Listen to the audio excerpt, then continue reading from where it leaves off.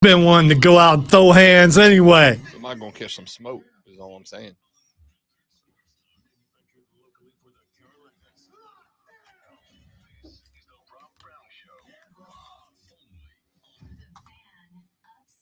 Good morning.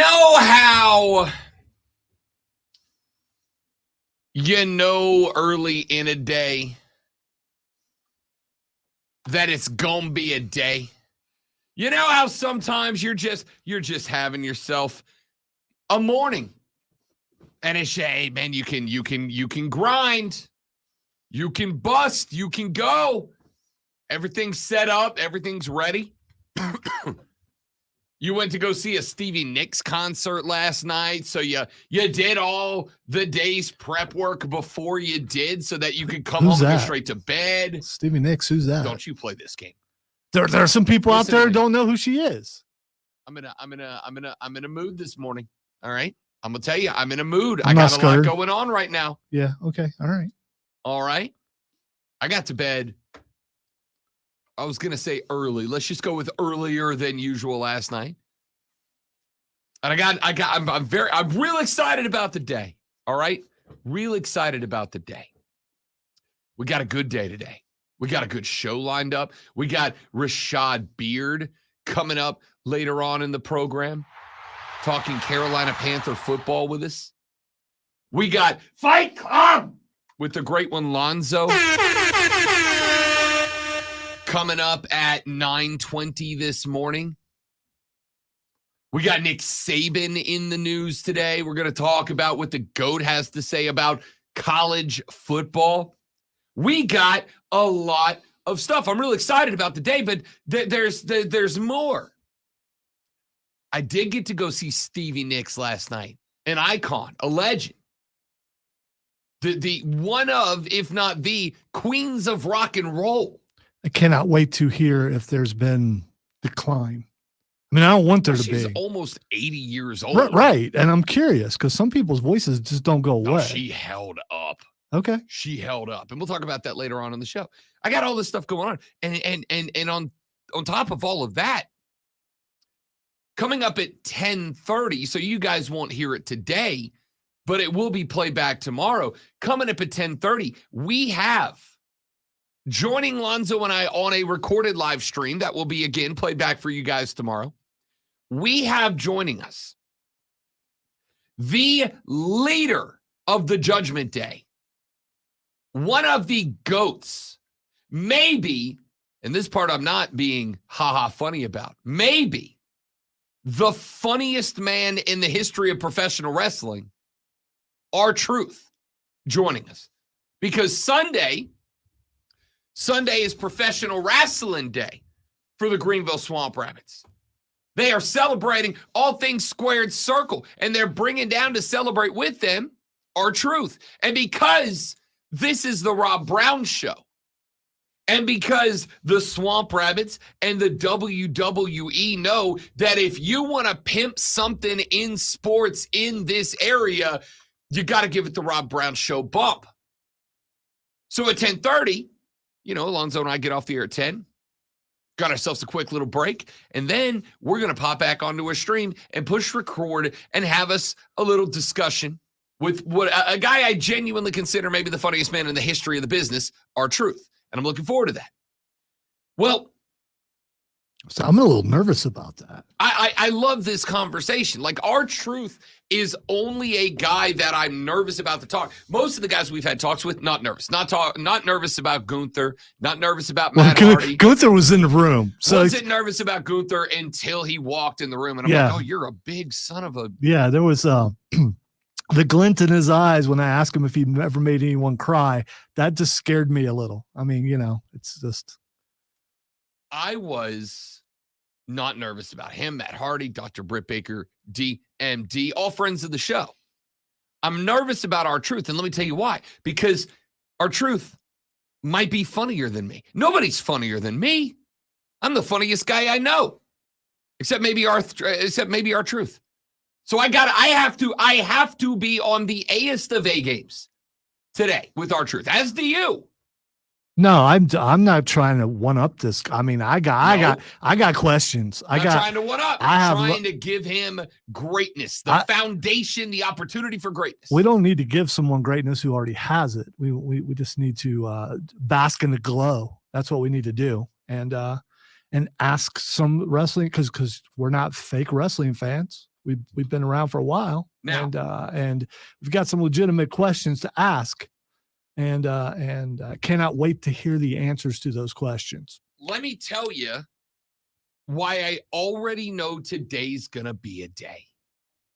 Because first off, I wake up this AM. Before I even get By the way, that's a good thing. You wake up. Yeah, I mean, that's a great thing right there. Good part. Yeah. I wake up this morning, good part, off on the right start, right off on the right step. And usually the way the morning process works for me is when I wake up, the alarm goes off, and I reach over and I grab the phone and I pop it open and I see, all right, what sports stories broke while I was asleep? What emails have I gotten from maybe some bosses that were awake into the evening hours? I know at least one of them was at the show last night, so I was good there. And I see an email from the big boss. It says, hey, we're power washing the whole building today, so do not park in a parking spot next to the building. No problem. It's not that far to the next row of parking spots. And while I am lazy, I'm still a top-notch athlete. Yeah, I got 15 feet of walking that hurt me. Yeah, I got some stair work myself this morning. I wondered why everybody else was parked away from the building and figured, I probably should, but I'm not doing it because I'm a rebel until I got upstairs and read the email. And then I went back downstairs and moved my car. No problem with that. Totally fine. I'm glad. Glad we're getting a fresh new coat out on the building, putting up some new signage. I'm just curious about which way the wind is blowing because we moved our cars out of the way. If the wind is blowing a certain way, our car's getting hit anyway.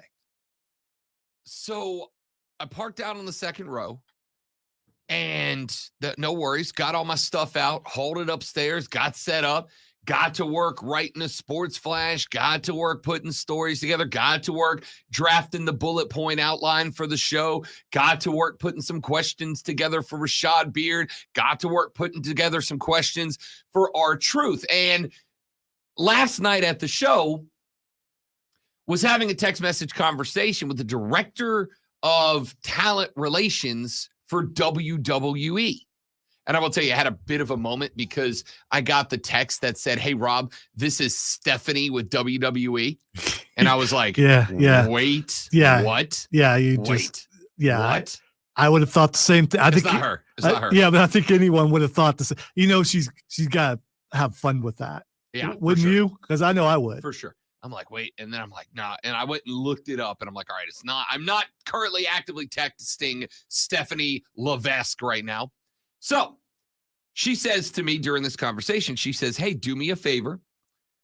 When you get into the building tomorrow, she said, send me the link to the StreamYard as soon as you can. I like to make sure that, Truth is going to have it early so that we can be on a schedule. And I said, that's great. No worries. I'll text in the morning. So I came in extra early this AM, despite being out till 11 o'clock at a Stevie Nicks concert, came in early this morning to make sure that was all good. And I get the studio set up. And then I go to send the studio and my phone says, failed to send text message, no network available. And I'm like, uh-oh. So I look and sure enough, no network available. Now, this young lady from WWE said, please try to send it to me by around 7 a.m. And I'm like, yeah, no worries, right? I don't have an email. All I got's a phone number. So I said, no worries. At 5:30, I'm trying to send her this invite. Can't go. No message. No network. Like, what are we doing here? Look down on my phone. No network. Got the little exclamation point where my network signal indicator is supposed to be. Restart the phone. No dice. Airplane mode. No dice. Go look on the website for the troubleshooting. Do all the steps. No dice. And then I pop on Twitter. And what do I see? trending in the United States right now with 1.17 million tweets over the past couple of hours is AT&T. Now, I don't mean to Gunther AT&T live on the air, but I'm not saying this is not an opinion. Apparently, AT&T, the provider that I use, has their entire nationwide network down right now. Now, that sucks for America. That's rough for the millions and millions of subscribers on AT&T. But I'm going to tell you, if we end up missing this interview because I can't send a text message link to this lady, I'm gonna have a problem. And on top of all of that, even worse than the potential to miss the interview with R-Truth is the fact that, remember earlier in the story when I told you that I had to park in the next line of parking spots over? Not a problem. I'm on the walk. I parked. I got upstairs. I walked into the studio. I looked down at my vehicle, which I can see from the studio today, and came to the realization, for those of you that watched the stream, you know that there's a lady who works in the building across the parking lot for us. And every day she parks her SUV in the parking lot, and every day she manages to somehow be outside 2 of the 3 lines in her parking spot every day. And guess where Robbie B parked this AM? Robbie B parked literally in the spot next to where she parks outside of the line every single day. So I'm going to go ahead and say, if any of you happen to know the lady who drives the silver SUV and works in the building across don't from do us, that. Don't. Listen, I'm not saying do anything. I'm just saying send her a text this morning and say, you better keep it between the lines because Rob Brown's got plenty of smoke right now. And he's happy to give the smoke away. There were other spots you could. I mean, I parked in a spot that's protected on 3 sides. I wasn't thinking about. I got here at 4:30 in the morning. I was not thinking about it. I was not thinking, hey, I better park somewhere else in case that lady once again fails to be inside of the lines drawn on the ground. Well, she's consistent every day. Every day. Yeah. So I mean, there's that. So all I'm saying is, if you hear the sound of, let's say, discourse rumbling across the upstate at, say, 11:30 this morning, just please know it's because lady in that car once again went outside the lines, except today, Rob parked next to her, and I got no time for it. Yesterday, I had to go to Target. Picked out a new outfit. By the way, you like the new shirt? Kind of like the new vibe. Kind of a new thing. It's like a flannel, but not like a flannel. But the black's my deal. I like the vibe. No, it's not. No, it's not. What the hell are you talking about? No, it's not. Yeah, I am the man in black on this show. You wear red. Oh, okay. All right. During football shirt? Season. Yeah. Yeah, but the V-neck, man. I've never got the V-neck. I'm that guy. I don't know why you're doing what you're doing, because that's weird. I'm that guy. By the way, you can see what he's doing on Facebook, YouTube, Twitch, or X if you want to see it. Went to the Target yesterday. Did you notice how all the women look alike and sound alike in Target? No, they don't. Stop. They absolutely do. They absolutely do not. They do. Went to the Target yesterday. Got into the Target yesterday. Parked at the Target. Went into the Target. Picked up a new shirt. All right. Picked up some new duds to take the lady out. She loves Stevie Nicks. I wanted to make it a special night for her. Went and dressed myself up, gussied myself up a little bit. As I'm going to leave the Target, what do I see next to, you'll keep in mind, my brand new car, my even after a trip to Florida, less than 10,000 miles on it car. My car that I still owe tens of thousands of dollars on, my new car. Yeah, me too. I walk out, and in the spot next to me at the Target is a minivan with like 9 kids in it that is parked with its entire tire in my parking spot on my driver's side. Entire tire. Which means Rob Brown can't open the door to the rig to get in. So I look in, there's 9 kids in this van. I'm assuming ranging from somewhere around 15 down to like 4. And I'm like looking in the van, no adult in the van, just like 9 kids wrestling around in the back seat. I don't do this because, listen, I'm a big, generic white dude. I am not going to walk up to and start having conversation with random kids in a parking lot. It's a bad look. You're also a noted hater of children. So you walking up and talking to kids would be a big shock. None of that's true. What is true is, as generic, large, scary white guy, I'm not just going to engage in conversation with any kid in a parking lot. You are not. You are not scary. Bad look. I'm scary. You are not scary. No, Lonzo, if you don't know me, at going 6'3", 250 and with a strut, sure. So you look like Trader Joe's Target guy. So you're fine. What is with you this morning? There's a look. I mean, Trader Joe's Target guy. You're a hipster. They're not going to be afraid of a hipster. Basic next. No, say you're a basic. No. Hipster is not basic. But you can't be afraid of a hipster. Those kids wouldn't be afraid. Target's not hipster. That's definition basic. That's why you say all the white girls look the same in the Target. They do. They sound the same too. Okay. So, knock on the window, because not only are they on over the line on that side, but on the other side can't get in on the passenger side. Well, can these kids drive? No, they're like 12. So why are you knocking on the window? They can't do anything about it. I needed to know, hey, have your folks or whoever, the people who kidnapped you, whoever, have they been in there a while? Like, do you think they're going to come back out anytime soon? Because I can't get in my rig and I got to go. I got a dog. I got a fiance. Both need to be taken care of. Can I leave? All right. Proof that you are not basic. Basic would have went into Target, talked to the people to get on the intercom and say, the person who owns this vehicle. Will the jackass in the silver minivan please come move your car before Rob Brown goes full Hulk and flips it? Will the jackass in the silver minivan please? Your kids are destroying their future being trapped in that minivan. Will you please come move your minivan? There's a local radio dude outside that says that he's about to go demo derby on your car. Please come move your vehicle. I was infuriated. I was trapped in a Target parking lot for 4 minutes. Wow.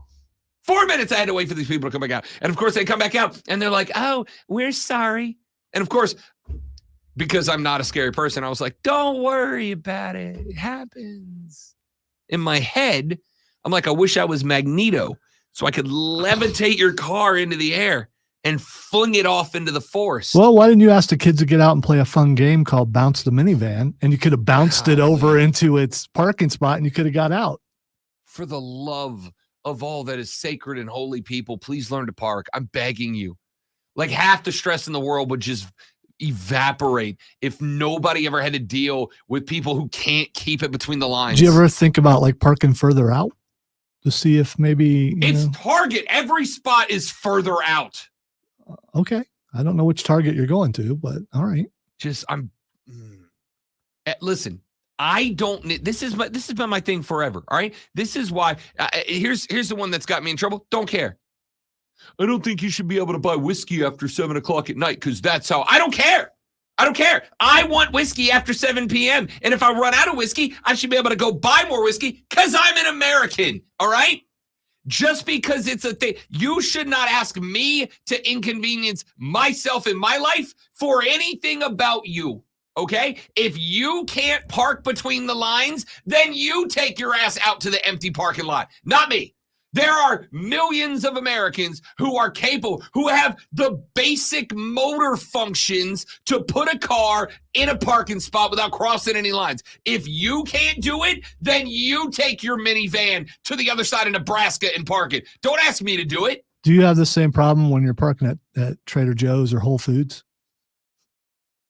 First off, Whole Foods is spectacular. I'm going to tell you right now, right over here, there's a place called World Market. It's even better. I'm a big World Market guy now, too. Okay, all right. They've won me over. All right? I am a large felt khaki-brimmed hat away from being basic, and I don't care. Keep your cars between the lines. Keep your cars between the lines. Well, we know what time she rolls up. Every day, at least I do. So I'll be keeping an eye out. Standing guard in that window like I'm watching over the most high security prison in America. That spot is wide open right now. So, I mean, another one of our employees might show up and take it, but for now, it's open. Carpool Mom texted the show. She said, "Good morning, Rob. Carpool Mom here. I guarantee you Target Mom had no idea she parked on your line. The screaming in the back of the van numbs your senses for years. I know, LOL." Carpool Mom. Let me start with this. You know I heart you, right? You know I love you. You're P1. You're VIP. You text the show all the time, and I respect and appreciate that, and I love you for it. Then keep your kids, keep your what do you call it? Your just your litter. Children? I mean, Yeah, children but like is the group. What do you call them when they're in a group of family? 9? You call them family? I mean, you know, I don't know. Listen, if you are at a point where you acknowledge that you are too driven insane by a minivan full of kids to keep it between the line, then park in the back of the lot. What are we doing here? What if those were orphan kids and she was going there to buy them socks and they really needed socks for school? So she had to rush in to get those socks for them for school. You still, those orphan kids, you don't care. No. Okay. All right. It was 2:30 in the afternoon. They missed school. It's too late for school. You're late, kids. You missed out because you needed socks. I don't know what to tell you. Texas says, Coach Rob. I like this Coach Rob thing. I'm good with that sticking. Coach Rob, I'm old, and now it's my turn to park all jacked up. I spent 45 years screaming at others in their bad driving and parking. Just wait. Texas said, the word you're looking for is crotch goblins. No, that. By the way, I believe that's 2 words unless it's hyphenated. But no, that's not the words that he's looking for.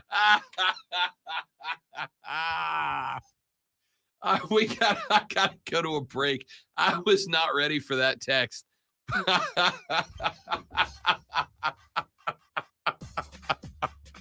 All right. Woosah. We're good. We're back. Whoo. Crotch goblin. I hope so. You got a live to read. Come on, pull it together. Coming up in the next segment of the show, ladies and gentlemen, the college football playoff expanded to 12 teams. We know that. The vote officially happened yesterday. And also, RIP the 12-team playoff model because it's dead already. Remember, I asked you yesterday, and now this is in the news today because, you know, that's what I do. We'll tell you what we mean when we come back. It's Rob, it's Lonzo, it's you, it's the Rob Brown Show, it's the Fan Upstate. All right, guys, stay right there. I got a live ride. We're coming right back. A live ride? A live read. Stay right there, BRB.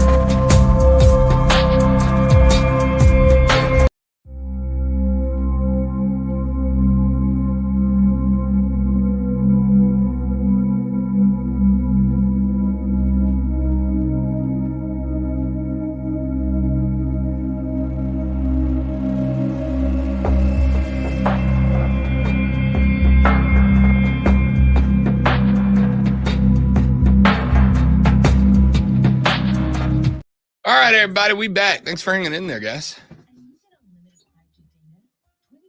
Fred, what's up, big dog? Get threatened with insubordination suspension going above and beyond your job? Can't say I have. But it sounds like you have.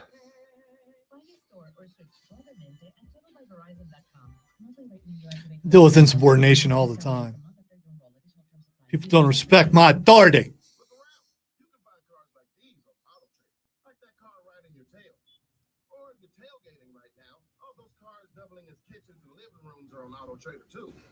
Are you working out and listening to this ad at the same time? Well, multitasking pro. Cars like the ones in the gym parking lot are for sale. So chances are, possibly, WWE is also on AT&T, and but it's not just AT&T. I just looked it up. It's also Verizon. And, oh, really? Yeah. So, more than likely, I wonder if it's ransomware. You wonder if it's something like that, or the end of the world is nigh, starting with this, because you can't report when the parachutes happen, like in Red Dawn, because keep my eyes towards the skies just in case. And I'm immediately going into engineering and helping to fashion weapons so we can defend this house.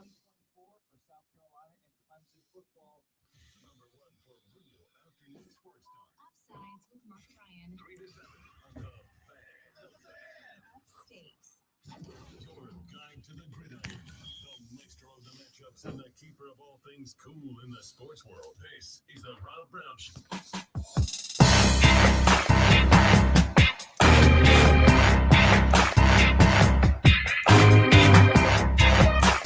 The Rob Brown Show continues. It is the Fan Upstate. Robin Lonzo with you.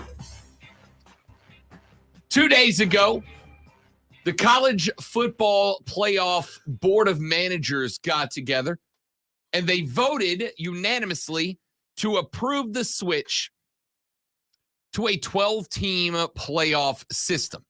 They are going with the 5+7 model. That is, the 5 highest-ranked conference champions plus 7 at large. That would be the next 7 highest-ranked teams.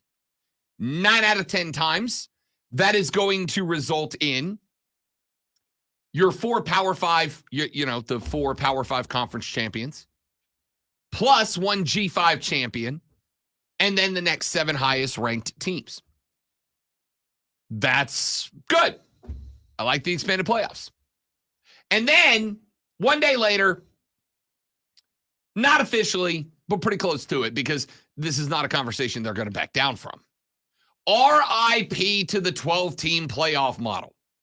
Because yesterday, the College Football Playoff Board of Managers began their next discussion. Their next discussion? Expanding the 12-team playoff model to a 14-team playoff model. Not 16, not adding 4 more, adding 2 more, taking it to 12. What's that look like? We don't know yet. Because you'll also remember that yesterday I told you there was an inevitability coming down the pipe. The inevitability that was coming down the pipe was that the SEC and the Big Ten were going to ask for more automatic qualifier positions. They were going to ask that more teams from their 2 conferences be allowed in every year as a guarantee. And I also told you that was definitively going to happen. Why? Because with 18 teams in the Big Ten by the time 2026 rolls around, and at the minimum 16 teams, though I would not be shocked to see that expand depending on what happens with the ACC litigation, but at the least 16 SEC teams and 14 spots to divvy up between all of college football. The teams that bring in the most money are always going to have spots made for them. As I have pointed out many times, I am convinced that's the reason that Alabama was in and Florida State was out this past season. But we'll put that to bed for a minute and stick with where we are. It's very simple. More teams, more games, more money. That's it. I saw the conversation on social media. Why are we already talking expansion? Why not play out for at least a single season? Why not play out at least the 12-team playoff once? And then let's circle back around after we see it played out once.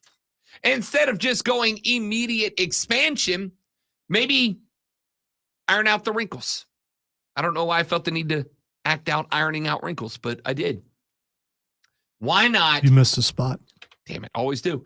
Why not run it for 1 year, circle back around, iron out the wrinkles, and see? And the answer, dudes and dudettes, is you're overthinking it. Because more teams equals more games equals more money. That's it. That's it. If they expand by, I will be willing to just about guarantee, as I predicted yesterday, and I feel even more confident in this prediction today, the Power 2 conferences, the Big Ten and the SEC, the Power 2 conferences are inevitably going to receive a second AQ position. I think in 2026, when we get there, because that's the earliest the 14-team model would come into play from what I understand. In 2026, there will be 2 AQs for both the Big Ten and the SEC. And my belief, my suspicion is that you are going to see participation in the conference championship game of the Big Ten or the Southeastern Conference enough to earn you an automatic qualifier position. Just get into the conference championship game and you're into the playoffs. There has been a discussion about the playoff ongoing, that it is bad, and it is bad because it is going to decrease the importance of the regular season. Let's call it what it is. Michigan v. Ohio State loses a little bit of its luster if both of those teams enter that game at 11-0, because at 11-1 out of the Big Ten, assuming both teams get there in an expanded Big Ten, at 11-1, you're gonna be one of the highest 9-10 teams in America. You're going dancing. You may not get a bye. You may not get a top seed, but you're going to the dance. Doesn't take away from a rivalry game, though. I get what you're saying. The stakes aren't as high. The stakes aren't as high. But at the same time, the stakes are high because you're fighting your hated rival. I mean, I don't disagree. You don't disagree. Television networks do. The reality is people are going to tune in on rivalry weekend to high-name rivalries in the order of the weight of the stakes on that game. If Michigan and Ohio State, as they were this year, are battling for, it felt like, an inevitable playoff spot, that game holds weight to somebody who is not a Buckeye or Wolverine. Let me clarify that. I get what you're saying, because I'd be interested if they were both 0-10 going into it. The clarification is not for you, noted Ohio State fan Lonzo. It is not for my buddy Bob, who is a big Michigan fan. The weight is not on Buckeye fans or Michigan fans. The weight's on the rest of America. The game is a very attractive game if Michigan and Ohio State are both 11-0 entering it. And at 11-0, we both know winner of this game's going to the playoffs. Winner of this game's in. There's weight to that. If going into this game, they're both 11-0, they're both at, let's say, ranked, I don't know, hypothetically, 1-2 in America, 2-3 in America, they're both going dancing. We know this already. So the weight's not there. The reason that the 14-team model seems attractive is this. Because while it might create a situation in which Ohio State, Michigan maybe loses a little bit of weight, you know what it changes? All of those games being played between a 1-loss team and a 2-loss team. 2 2-loss teams. Somebody taking their third. 2 1-loss teams. But 2 1-loss teams that only one of them can go to a conference championship. These are all games that in years gone by would not have had that weight. We as fans would have got jacked up about that. But now all of a sudden, even though Michigan, Ohio State isn't for a playoff spot, all these other games are. All these other games are.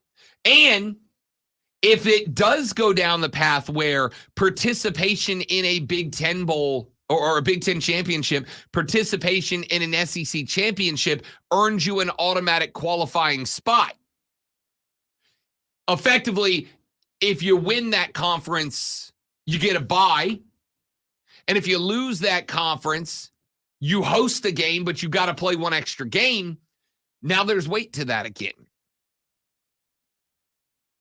Because if you're Michigan, Ohio State, and you lose that game and you do not go to the Big Ten championship game at all, that's not an AQ spot for you. Now you've got to get an at-large bid. And more importantly, there's the same number of at-large bids, but there's another one that has been eaten up by a team that's going in but will lose the Big Ten championship. Michigan goes in. They play Iowa in the Big Ten championship. Iowa is 11-1 going into that game.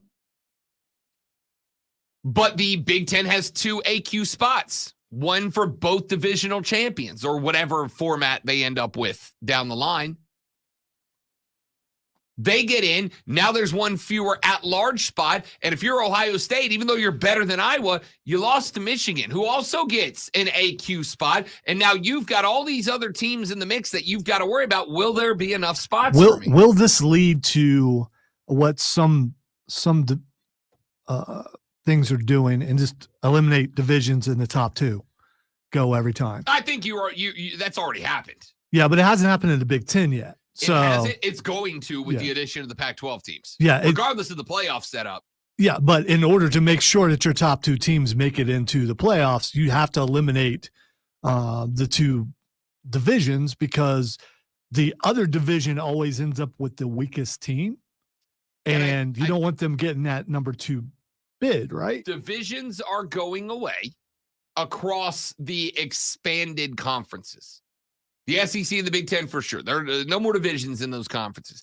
It is going to be at the end of the year, whatever 2 teams have the highest in-conference winning percentage, knowing that you're going to keep, or at least I think for most of the conferences, and we're talking about, by the way, we're talking about 2026, 2027 now. Knowing that you're going to keep rivalry. There's never going to be a point where the Big Ten does not schedule Ohio State, Michigan. That's never going away. Iowa State is always going to get played. That's never going away. In the SEC, Auburn, Alabama is never going away. LSU, Arkansas is never going away. So you'll play a rotating base, highest win percentage, best 2 teams in the conference will then play, even if they played in the regular season, again for a Big Ten championship or an SEC championship. Now, I will say, obviously, it does kind of take a little bit of the weight of a conference championship away because, I think down the line, you're getting AQs for both conference participants in the Big Ten and the SEC. But those conferences want guaranteed spots. It's money. It's money. They want guaranteed spots. They want AQ spots. And they're going to get them. So I'm not shocked that they are looking at increasing 2 teams. What I do have a problem with is them saying, oh, we're increasing by 2 teams and we're doing it for accessibility. No, you're not. Because unless you are willing right now to commit and say that the new 2 spots, the expanded 2 spots, are not automatically going to the Big Ten and the Southeastern Conference, then yes, you're not doing it for accessibility. You're doing it to create more teams from the bigger conferences and make more money off of them. And again, I don't have an issue with that. I understand it's business. But stop with the accessibility talk. You're not doing this so that the group of 5 can get more teams in. You're not doing this so that the festering corpse of the ACC can get more teams in. You're doing this to open up 2 spots for the 2 big conferences so that you can make more money. That's it. That's all. And again, that's fine. No issue with that. But that's what this is. So we'll see how it plays out. The 12-team playoff format was alive for 36 hours before they started saying, but wait, what if bigger? What if bigger? What if more? 36 hours they waited before they started going, but what if more? Again, that's fine. Just acknowledge why we're doing it. Let's take a break. We'll come back. We'll wrap up hour number 1 on the radio show with some more college football talk. Nick Saban says he would like to be a voice of change in college football.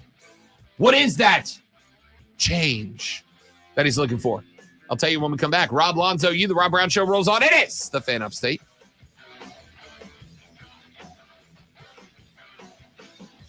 Well, not many people get their internet through AT&T. We do. I was about to send Courtney a DM and be like, hey, internet's down, but she's not going to get it because we have AT&T internet house. But I wonder if the internet is down. No, it wasn't because I had YouTube running this morning on the air. So I was going to say, fine. I mean, we would not be able to, and there are people watching. Yep. Diesel was right about that light that's suddenly coming on. I wondered if I was like, did he hit the button? No, I didn't. It just.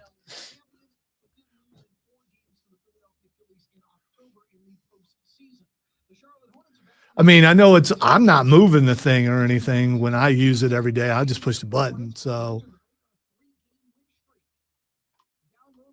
I'm not doing anything that would cause a short.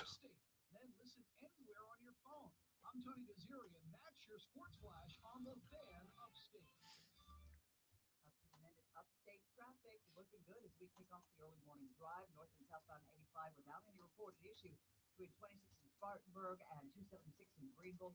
Overall, looking at about a 20-minute drive. Now, keep in mind, southbound 85 near Pelham. There's some ongoing road work there, but not causing any tie-ups. Highway 29 looking good. No reported issues between Greenville and Spartanburg. From the News Talk 98.9 WORD Traffic Center, I'm Joyce Nilsson on the Fan Upstate. Sick and tired of achy joints? Dread the idea of surgery? You need to call QC Kinetics today. Hey, it's Charlie James. The state of healthcare is always changing. The old ideas like steroids and surgery are no longer your only option. Regenerative medicine at QC Kinetics is transforming lives with innovative, non-surgical, drug-free treatments that deliver lasting results. Knee pain, back pain, shoulder pain from arthritis or injury? Don't let this pain keep you from living your best life. QC Kinetics advanced state-of-the-art treatments harness and direct your body's natural ability to restore and repair damaged joint tissue. This is a revolutionary approach that can get you long-term relief with no downtime. Make 2024 the year you reclaim your mobility, reclaim your independence, walk and run, play, and live without the danger and trauma of surgery and without harmful drugs. Call QC Kinetics now for a free consultation.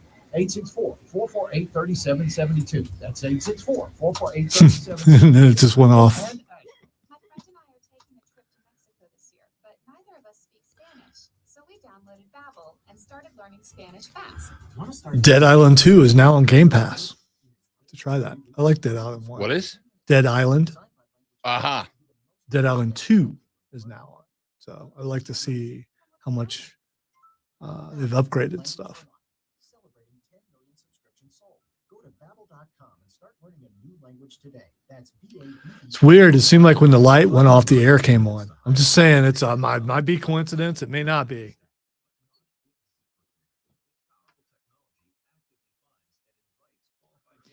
To apply to your job. So while other companies might deliver a lot of hay, ZipRecruiter finds you the needle in the haystack. See why 4 out of 5 employers who post a job on ZipRecruiter get a quality candidate within the first day. Try ZipRecruiter for free at ZipRecruiter.com/free. That's ZipRecruiter.com/free. Thanks for calling Discover. This is Gabby. Hey, Gabby. It's Jennifer Coolidge. Hi. I'm so glad I reached you at 2 a.m. Oh, of course. Anyone with a Discover card can call and talk to a real person 24/7. Now, how can I help? I used my Discover card to buy these yellow pleather pajamas, and I'm just not sure I'm pulling them off. 24/7 US-based customer service. It pays to Discover. Limitations apply. Learn more at discover.com/credit card. From the Ingalls Market Studio, the band. Upstate. 97.7 FM Greenville. 97.1 FM Spartanburg.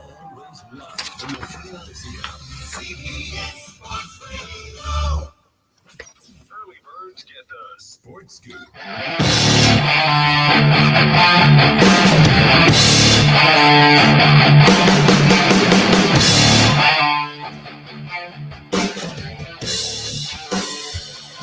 Oh, here it is. Here it is. Let the unfounded speculation about America's cell phones being down begin. I'm not saying it. I'm not saying what's trending on Twitter. I'm just saying the conspiracy theorists are out in mass right now. By the way, you're poo-pooing this, but it could definitely be what they're saying. It could also be an army of undead leprechaun zombies that are attacking the networks. I mean, if we're just throwing out things, it could be. You are such a naysayer when it comes to things. I mean, like undead zombie leprechauns. Well, the devil could be standing right next to you, and you'd say you don't exist as he's getting ready to catch you on fire. I mean, Know that's what just. I would have in that case? Proof. You would have proof of a thing. You would also be as dead. opposed to just making up a thing. You'd also be dead, so I wouldn't have a chance to gloat over you going, see, I told you it was real. Again, if that happened, I would have proof of the thing. But right now, it's just people on Twitter saying, I definitely know what is happening right now. This is definitely what's happening. Or it could be something real dumb. Remember, there were a bunch of experts who knew that Y2K was going to take us all down, and nothing happened. I hope your sarcasm is warranted. Because I hope it's not what people are saying it is, because if it is, it's a problem. And it's not like it's an impossibility. It's definitely a possibility. And if later today, it turns out it was something dumb, like Bob, the cell phone guy, spilled his coffee on a computer and caused all this, are you going to be willing to go? Rob, you were right. The internet jump into baseless speculations. Not only will I say, Rob, you're right, I will say, thank God you were right. Because that means nothing nefarious is behind this thing. It was just Bob's a klutz. I don't have a problem with saying you were right. I want you to be right. But the fact that you act like there's the other is not a possibility, that's a problem. Because that can get you into places that you may not be able to get out of. Again, running to the worst case scenario is what you do in everything in life. With zero evidence for it is not the wisest decision. That's all I'm going to say. All right? I've decided that I'm just going to have to deal with the eye rolls when I interrupt you. I tried today without interrupting, and it was, not good. I'm just going to have to keep doing it. I know. It hurts me every time you do it, but, I'm just going to do it anyway. All I know is that if you jump on the internet, all the people are starting to show up by the car. If you jump on the internet today and you see people claiming they know. If you can jump on the internet, because, some people can't. Internet's fine. Yeah, Internet's fine. Twitter's up right now. It's weird that internet is fine, but the phone system is down. Correct. And if you wanted to take down America, the internet would be where you start, not the cell phones. So that's not true. Because you're more likely to believe someone texting you saying something's on fire than you are seeing something on the internet saying it's on fire. Do you disagree with that?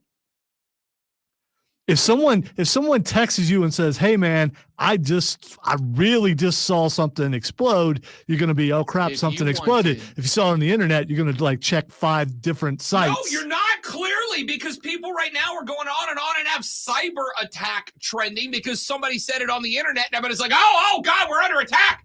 Wow. They're coming. I don't know who they are. The dreaded they are back again. I got you to say it. By the way, I can get to the internet on my phone. So Yeah, no, that's what I'm saying. The internet's up. Everybody's fine on the internet. It's just cell phones. Still know that everyone's fine. All right, so we'll see what happens. Apparently, America's cell phone service went down at about 4 a.m. Why does this make you angry? Why does this make you mad that people are speculating that it could be a cyber attack? The first thing, dangerous. The first thing, because people start reacting to that when you tell people on the internet there is a cyber attack happening right now with no evidence of it. All right. People start doing crazy bleep.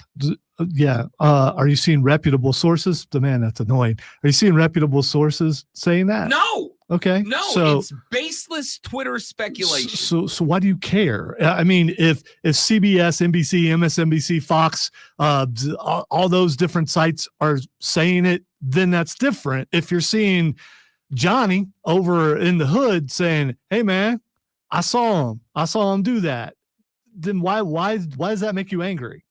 I just told you, because Johnny says it. And then Billy and Bobby and Susie and Annie all take it as gospel, and people start, look, our ring lights in the studio are flicking on and off. Obviously, we're under attack. Obviously, that's what the case is. And then people start reacting to that, and people start doing dumb things and causing chaos for no reason. Okay. All right. I just hope it stays on long enough for me. Deontay, you're right. Johnny in the hood is crazy, but he's the first one that's going to do it. You know he is. That's a guy, he's always sitting on the corner with that 40 ounce telling you about the aliens. That's Johnny. All right. Listen, just everybody relax. All right. Just take a deep breath. All right. Let's just give it a minute. Your anger is disturbing. Yes, because nothing drives me crazier than when people assert truths without evidence. It drives me up a wall. It's your logical mind just can't. You're a Vulcan. You can't handle it. There's some people who can't do that, by the way. You got to do the. Yeah, but that's different. That's orc. That's nanu. That's, this is live long and prosper. Everybody just relax. All right. This is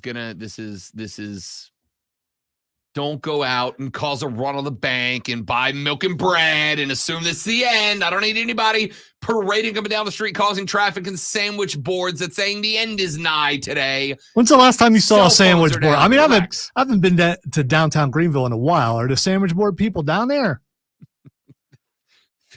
Fiance just texted me or just Facebook messaged me because we can't text. #election year. Oh, man. All right. Well, you know what the good news is? We have a weak president, and because of that, that's it. We've been attacked, electronically. Yeah, and so it's all because incompetence. Yeah. Texas said my work phone is through AT&T. There's definitely something going on. It's stuck in SOS mode. Never happened before. Weird, bro. Yeah, no, so's mine. I'm on the same network. It's been down since as a matter of fact, since I woke up this morning. It's been down since I got here this morning. It is potentially going to screw up our R-Truth interview. Trust me, I'm as mad. That's what he's really mad about. As you are. Listen, there's nothing wrong with having caution. I mean, and thinking that it's a possibility because of all the crazy people that Rob's talking about that are going to go out and cause problems. You should be cautious just in case. The zombie leprechauns are coming. Wow. Now why didn't you stay the bright light? Why did you got to? Leprechauns are in the system. They're in the game. If you get to declare you know what it is, so do I. It's zombie leprechauns. They're after us. They started in Mobile and now they're on their way here. That's y'all seen the leprechaun say yeah. What is there, a portal from Ireland to Mobile? No, you don't know. You know about the Mobile leprechaun? No, I don't. Don't worry, I'll enlighten you during the break. It's going to change your life. Oh, so now it goes off. Because I talked about them. Yeah, I talked about the zombie leprechauns. Yes, and they heard it, and now they're like, "Oh, they're on to us. We gotta." If everybody on Twitter gets to say they know what's happening, so do I. Since I declare it. Zombie leprechauns. Since we're heading to the 1800s and we're not going to have electricity or anything, I'm going to have to read in the dark. This guy just said ATL traffic about to be wild since these folks can't use GPS to get to the same place they go to every day. Didn't even think about that. Oh, man, the grid is in trouble. Jacob said they're just weeding out all the Android users, separating the sheep from the goats. Weirdos. Proud Androider, bro. I thought that was a Google. It is, but it runs on Android. Oh, okay. All right. I'm an Androider. All right. All right. Listen, Can those of you. Can we go to break so I can struggle through this read? For those of you that are going, Rob, hashtag stick to sports. The internet's breaking. All Solution. right. I got to talk about it. I found a solution. I'm good. Sport. Do the damn sports flash. I'm using my modern day candle. The 12-team college football playoff model may just last 2 years. According to reports, CFP Director Bill Hancock has already floated the idea of expanding the playoffs to 14 teams starting in 2026. Hancock acknowledged the idea was discussed, but said there's still work to be done before a move is made. Discussions about numbers of automatic qualifiers and finances were started, but are far from finalized. It took Toronto Maple Leafs Austin Matthews 54 games to reach 50 goals as he sank a power play goal at 5 minutes and 1 second into a game against Arizona last night. That goal also made history as Matthews becomes the fastest player to reach 50 goals in 28 years. Tune in Saturday at 1:30 as the Furman men's basketball team takes on Wofford right here on your home for Paladins football and basketball. The Fan, upstate.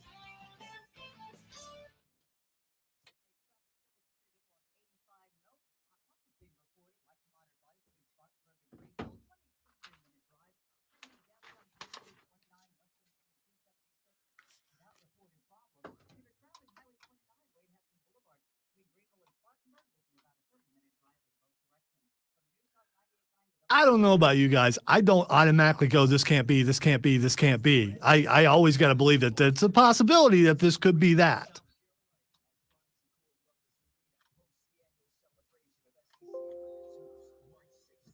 And nothing wrong with being cautious.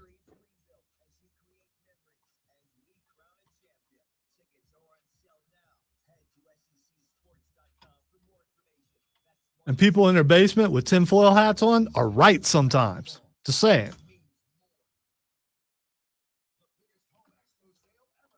Because if the tinfoil didn't work, people wouldn't still be using it.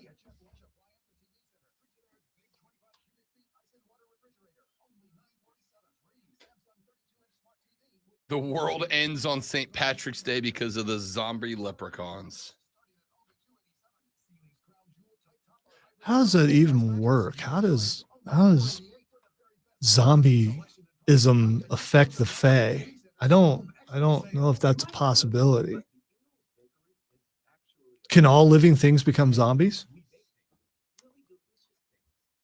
I don't think we've got did you watch Last of Us or play Last of Us? No. All right. Didn't interest me. Last of Us is based on the cordyceps. You told me about that, the plants. Yeah, basically. which is a real thing in the animal kingdom. I'm not really into survival horror like that. You know, the apocalypse where you come out and like Fallout, that's different. But nuclear war happening and there being an aftermath, I think is more of a possibility than the plants taking over. Not that I have to have realism in games, but it just. Jacob said, what is actually going on? I actually don't know. Nobody does. That's the thing. Nobody knows what's going on right now, but people on Twitter love some engagement. So we're going to spread that we're under a cyber attack to freak people out for no reason. Should have got like NordVPN or whatever that is. If AT&T would have did that, they never would have got. Yeah. If you would have just listened to the YouTubers. Yeah.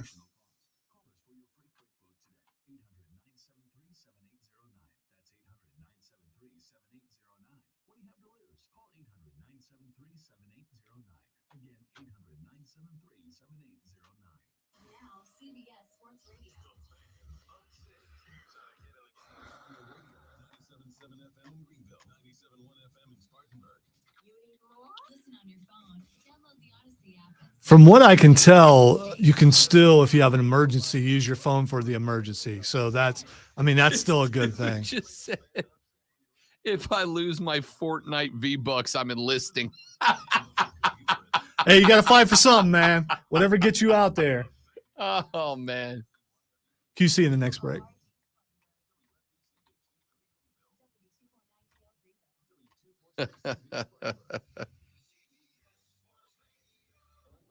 I would play It's the End of the World as We Know It, but it might trigger Rob further, and I don't want to do that. He's already angry.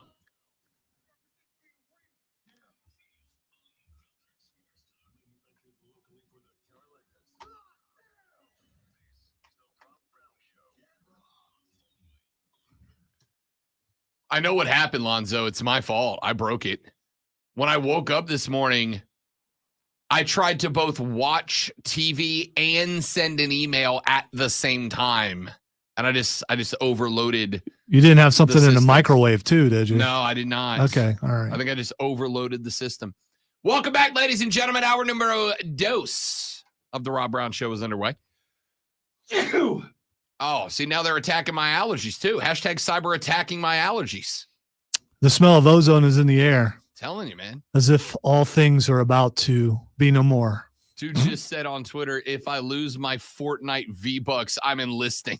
I got to tell you, if this is the apocalypse, at least we're going to laugh through it. All right. We have got a lot we need to It get would into. almost be worth it just to see that realization on your face going, oh, I made fun of that. This is real. I mean, I know we would all die, but at least for a moment, I get to see that look on your face.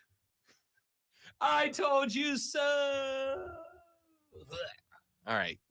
What? I'll tell you what we're gonna do. I'm hanging on till I see the look on your face, no matter what it is.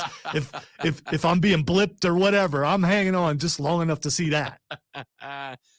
I'll tell you what, we are going to ignore what Lonzo believes to be the impending apocalypse because our cell phones don't work for a couple of hours and talk sports here on the show. Because I just said it was a possibility. I don't deny possibilities, even if it's infinitesimal. The possibility is still there. I think science, being a science guy, you would have to factor in that there is the slightest possibility that it could be real.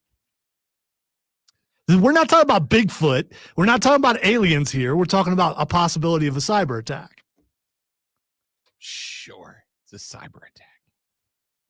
Or somebody just stepped on a wire and unplugged the whole system. Or, all right. That's what you get. Yeah, that counts. That's what you get. Or Rob's actually a part of the system that's trying to take the system down because You got me. Anarchy. You got me.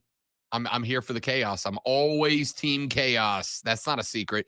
We have to talk about sports on the Sports Talk Radio Show. Even in the face of the apocalypse, we care about our football. So, as it is 7:04, and some of you will be able to find your way to work despite not having GPS available to you.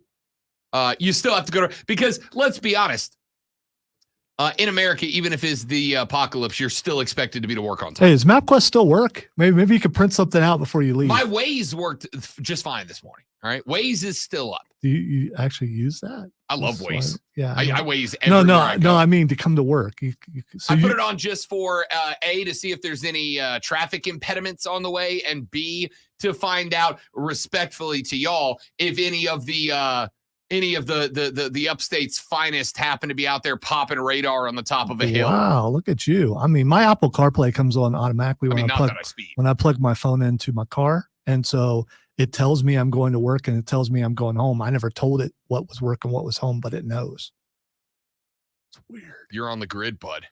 Yeah, you know where my other job is? I've been on that grid for a while.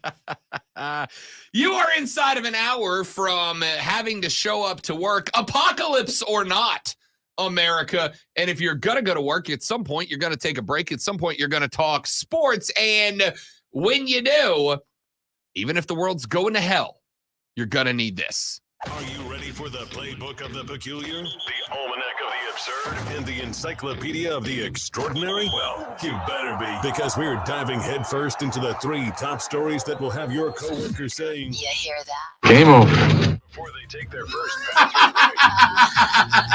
No. Here we go. Welcome to the water cooler cheat sheet on the Fan Upstate. It is the water cooler cheat sheet, the top 3 sports stories that you need to know before you get to the office and you work through the zombie outbreak or nuclear winter or What other reasonable Red Dawn. apocalypses? Red Dawn. Yeah, the Russian invasion. No, it would be, anyway, the most realistic. It would be Chinese. It would not be Russian.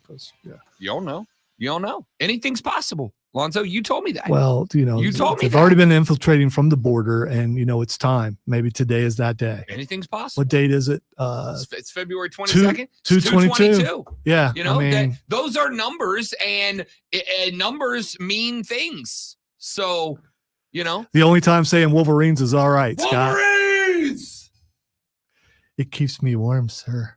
Let's get to it. Your top 3 sports stories that you need to know. Let us begin with item number 1. Talked about it a little bit in the last hour, but it is one of the bigger 3 stories, so we will bring it up here again. The college football playoff is officially expanding to 12 teams starting this year. You will have the 5 highest conference champions, followed by the next 7 highest ranked teams as your 12-team playoff format. The top 4 teams will receive a first round bye. The next 4 teams will then host the bottom 4 teams on campus in round number 1. The winners will then advance to take on the top 4 teams in a series of bowl games. We'll then move down to the semifinals. And then, of course, your national championship game. And also 36 hours, RIP, RIP, press F to pay respects to the 12-team playoff model, because less than a day after approving, the exact same college football playoff board of managers then began discussing expanding the playoff field. Now, it's not going to be huge. It's just going to be by 2 teams up to 14. And the earliest that switch would take place is 2026, meaning we will definitively have 2 years of a 12-team playoff model. Now, here's what I said in the last hour. I'll say it again here. This is not going to impact you unless your team is in the Big Ten or the SEC.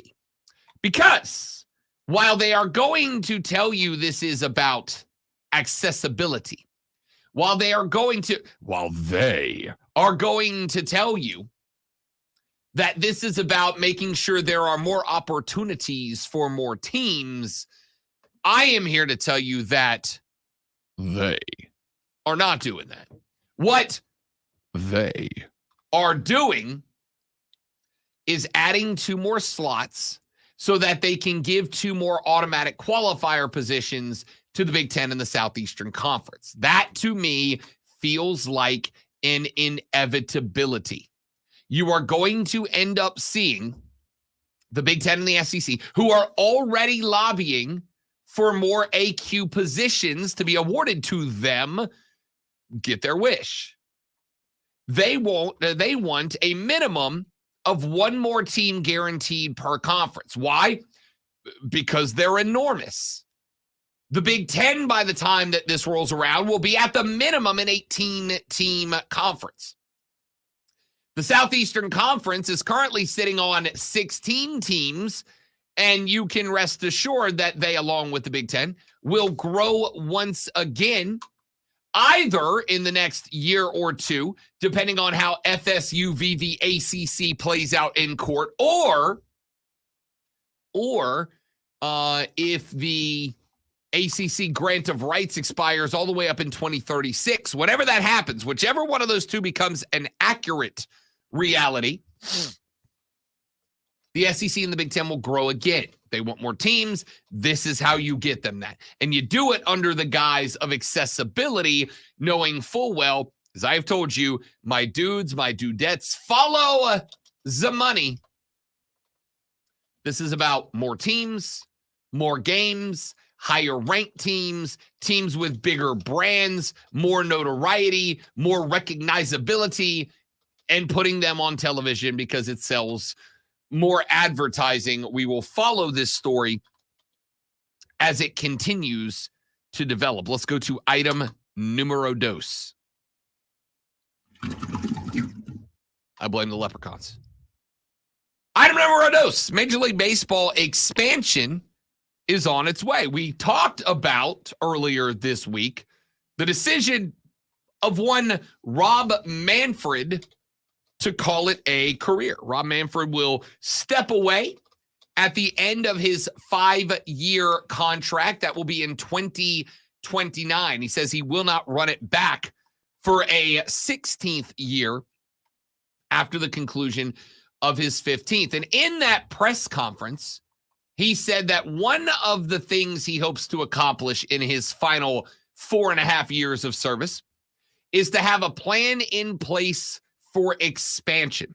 Major League Baseball wants to go to 32 teams. And while the timeline on the expansion to Major League Baseball getting to 32 teams is right now a question mark, what's not a question mark are the list of cities that are being included as possibilities.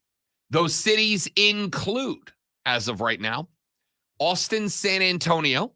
There are just under 1 million people living in Austin, just under 1.5 living in San Antonio. The metro area as a whole boasts 2.6 million people combined.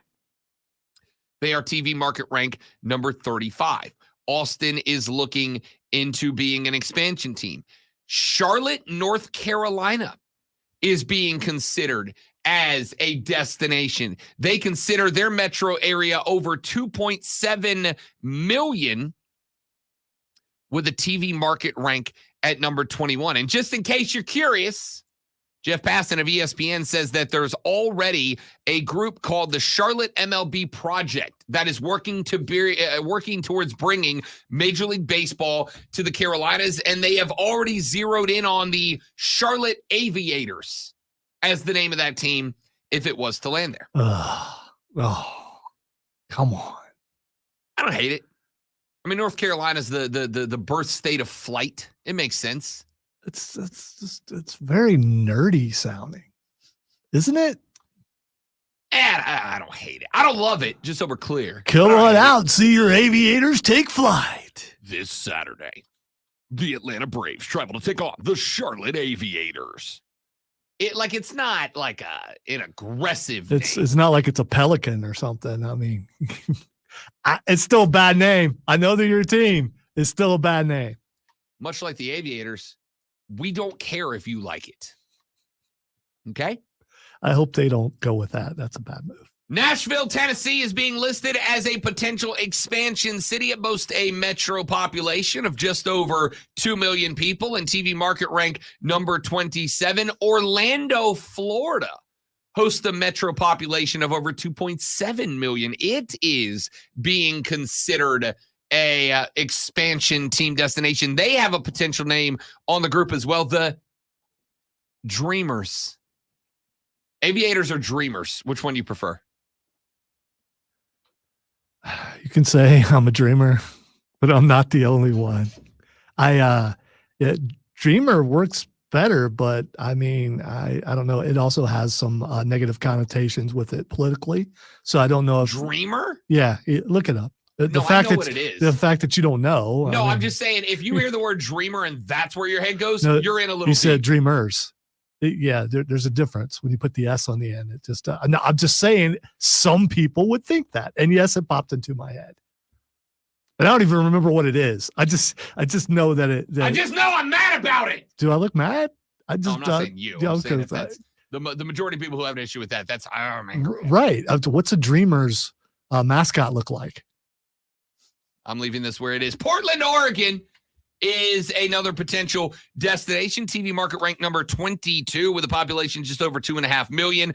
Raleigh, North Carolina being mentioned, a population just under 1.5 mil, but TV market number 23 when it's all said and done. San Jose, California is being listed. Yes, that's what we need. Another California-based team. Salt Lake City, home of, I'm assuming Lonzo said it correctly in the Sports Flash, Real Salt Lake City, with a population over 1.2 million and TV market rank number 29 is being considered. I didn't read it, but if I would have, I was going to go with Real because nice. it's one of them their soccer names. Sure is. One of them their soccer names.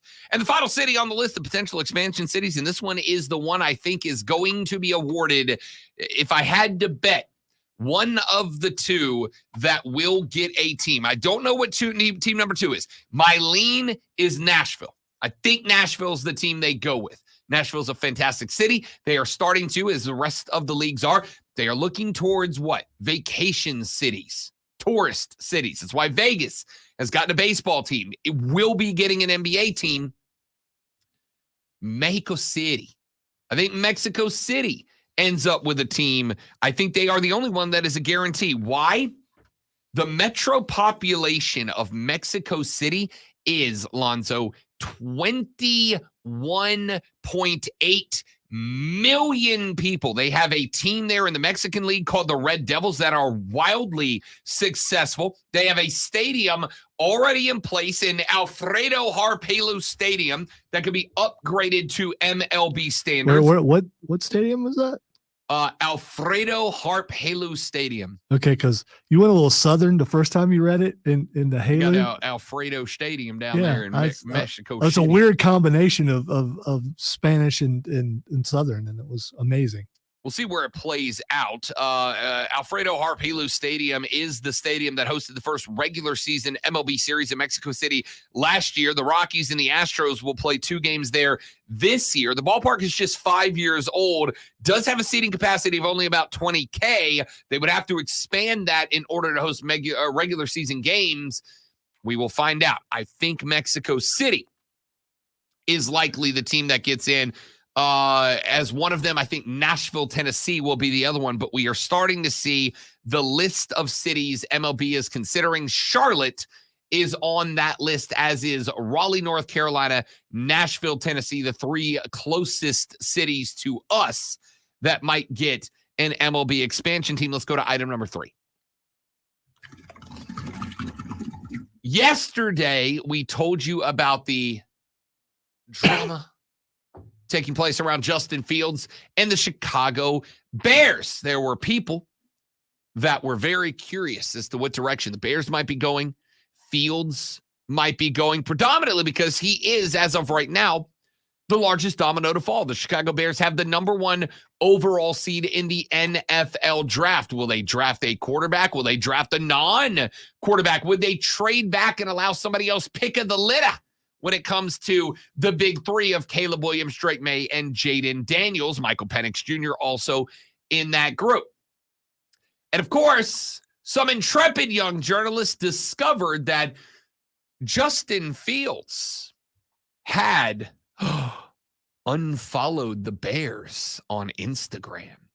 My goodness. It's like they broke up before the prom. She unfollowed me on Instagram, dude. Our lives are... Anyway, Justin Fields yesterday went on the St. Brown Brothers podcast. I am not one of the St. Brown Brothers. I'm just a regular Brown brother. Yeah, because Saint, you haven't been. Yeah, okay. I mean, technically, if I did that podcast in New Orleans, I could call it the St. Brown Brothers, and my brother and I would work out there, Deified in order for that, right? No, man. I just got to be a fan of the New Orleans Saints. Oh, okay. All right. See? Okay. All right. See? That makes sense. Okay. Hashtag branding. I got this. The St. Brown Brothers podcast hosted Justin Fields yesterday, and he said, when asked about the social media unfollowing, and I quote, "Why do people take social media so serious? I still mess with the Bears, this and that. I'm just trying to take a little break. I unfollowed the Bears and the NFL. I'm not trying to have football on my timeline. It's not something I want to see on my timeline. I'm about to go on vacation. I don't want to see no football." And guess what? The social media discourse to either keep Fields, we want Fields, it's either draft Caleb. I'm tired of hearing the talk. I just want it to be over. End quote. See, I know the answer to this. I know you take your work home. I try not to. I try, especially when I'm on vacation, I don't even turn the radio on. I mean, because that's, to me, taking your work home. So I watched that. It showed up on my YouTube feed yesterday, and I watched that, and I thought it was hilarious. For the record, it is hysterical. Primarily and mainly because I don't have a dog or a bear in that particular fight. Well done. I do find it hilarious because, yes, people base their entire lives around social media. It's so important that I'm required to be on it for work. Now, That, I'd be lying to tell you I don't enjoy being on it. We're all required. Even us lowly people are required. Even Lonzo. Withs and ands have to be on there. Withs and the king of the withs and ands even has to be on it. Doesn't bother me that much because, listen, as I mentioned, we are currently going through, according to half the people on Twitter, the actual literal apocalypse right now. And there's some great jokes going on Twitter right now that I'm a big fan of. By the way, if you're wondering, skies are clear right now, so we're good. I will keep you posted. That's chemtrail right over there. See it? That's the start. All right, I stand corrected. My screens were in the way. That is a chemtrail. Chemtrail right over there. It's over. Not a parachute trail, just a chemtrail. Zombie leprechauns in the skies now. It's unbelievable. Justin Fields said that he unfollowed the Bears because he's going on vacation and he doesn't. Why? I swear to you, lady. Look at that. Perfect. Yes. Way to go, lady. Look at that. She did it. She's in the lines. No hands shall be caught today. I'm proud of her. I think equal on all sides, at least from my angle. It looks good. Yeah. I'm proud of her. Maybe that's what she needed. She just needed a little inspiration from me. And you're welcome. I'm just here to make everybody's life better. And I feel like I'm doing that one terrible Parker at a time. I'm disappointed because I wanted to be able to do play-by-play when you went down there and threw hands. Justin Fields said, quote, "Of course I want to stay in Chicago. I can't see myself playing in any other place. But if it was up to me, I would want to stay in Chicago. I love the city. The city's lit. The fans are great. And the people, it's a business. I ain't got no control over it. Whatever happens, happens. I think the biggest thing with all this going on right now, I just want it to be over. Like, just let me know if I'm getting traded. Let me know if I'm staying, this and that." End quote. He was asked about the possibility of ending up in the ATL. He said he is from Georgia, by the way. He said Atlanta would be tough. The only cons of going back home is just people hitting my phone up like crazy, wanting tickets to the game. But I think they've got a lot of playmakers on the team. Of course, Bijan Robinson. They've got my boy Kyle Pitts. And then, of course, Drake London, too. They probably need one more wide receiver, but they've definitely got some guys over there, and their defense was good this year, too. Justin Fields is going to be a Falcon. He appears to know a lot about that team. That team's got offense. If you're a quarterback, you could be in way worse spots. Like for someone who just Chicago. unfollowed the NFL, that means he doesn't want to talk anything NFL, and he knows a lot about the team. I bet he doesn't know those things about Indianapolis or Pittsburgh. Well, maybe Pittsburgh. Pittsburgh's a possibility too. Pittsburgh's absolutely a possibility for Justin Fields. Anyway, point of all this is because I know that all of you, since the announcement yesterday, that Justin Fields had taken the very drastic measure of unfollowing the Chicago Bears Instagram account. I know all of you have been waiting patiently, treading, wearing a path up and down your hallway as you walked back and forth, wondering to yourself, why, Justin? Why? And now I have your answer. It's the best answer. It's because he's going on vacation and doesn't want to talk about work, which, by the way, I get it. Yes! I understand. I get it. I'm on vacation. Don't call me. Don't text me. Don't email me. If I was going to go on vacation, today's the day. You can't call me anyway. It's great because of the apocalypse and all that, Stop it. You're going to will this thing to be real. Tiger Pal Rachel tweeted the show. She said, "Rob, I'd love to see an MLB team in Charlotte, but looking at the success of Charlotte's pro teams, why would MLB give them a team?" Rachel, because it would make money. That's the only reason they will give any team to any city. Would it though? Because are people showing up to Panther games right now? The away team is. Hey, Lonzo, did they show up to Panthers games? A long time ago. Was Bank of America, not for a hot minute, a pretty damn good home field advantage? It was rocking for a while. There you go. There you go. But I think that was like a decade ago. I think what they would do, Tiger Pal Rachel, is be very cautious about who's in charge of that franchise. I don't think Dave Tepper is going to get the call asking if he's interested in adding another team to the portfolio. By the way, I think the soccer team has done fairly well. Soccer team's done really well. Yeah, so I think that's one team that's done pretty good. Soccer fans are going to show up and show out. Baseball fans, football fans, a little more fickle. That's just what it is. Let us, ladies and gentlemen, take a break. When we come back here in just a minute, all those stories we just talked about in the water cooler cheat sheet, the top 3 stories you need to know, we're going to break them all down at length, and we will continue when we come back on the Rob Brown Show on the Fan Upstate. QC. All right, guys, quick live reading. We're coming right back. Don't go nowhere.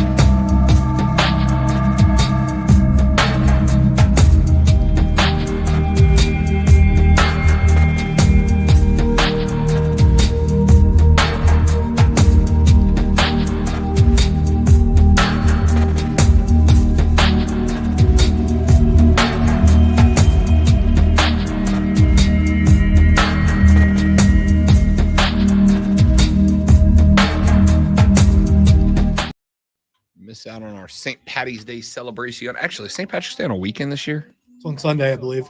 That's also the first week of the tournament. I am another reason why I'm taking it off. So you can stay home and watch college basketball? So I can not be negative on the air. No, I always take vacation around that time to do yard work. Yes, I take vacation to do yard work. Commune with nature. Ward off the snakes and stuff like that.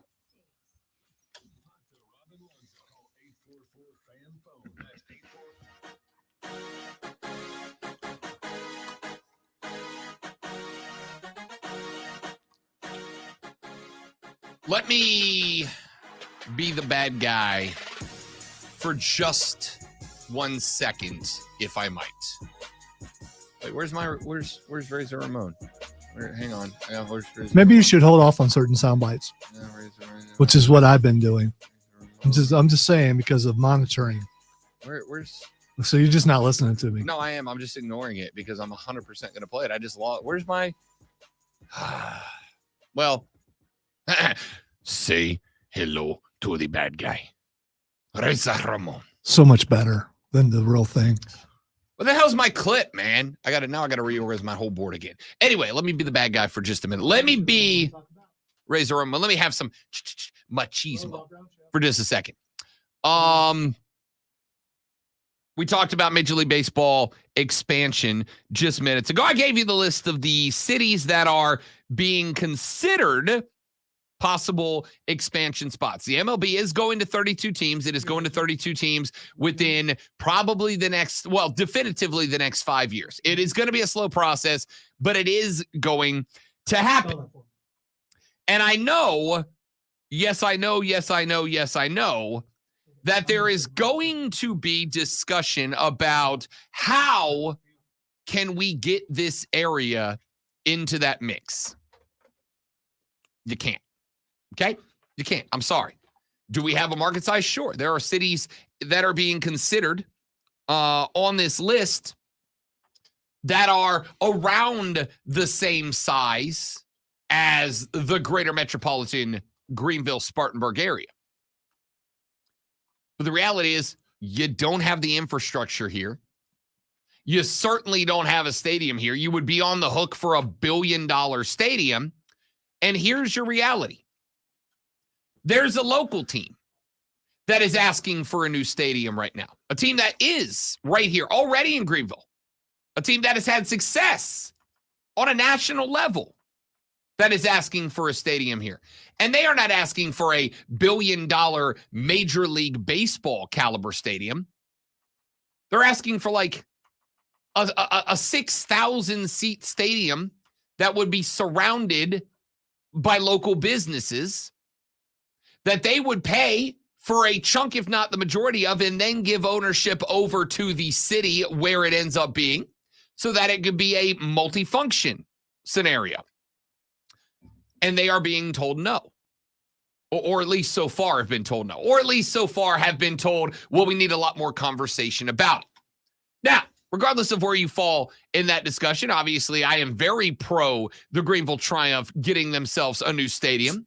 That is a multi-use stadium that could be used for all sorts of function around the season, around the year.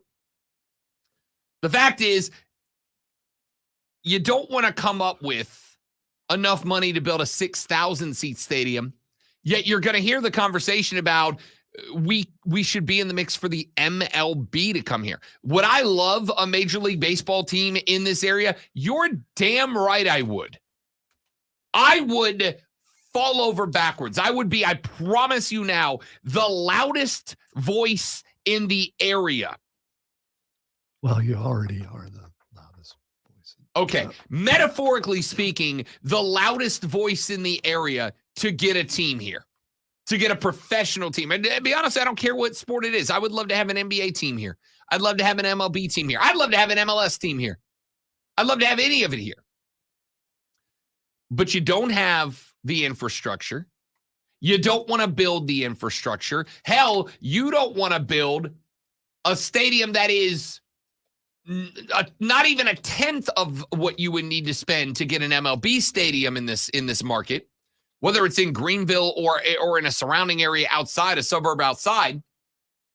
You're not coming up with a 6K stadium with some businesses attached, but those same people are going to try to say, we can get an MLB team here. No, we can't.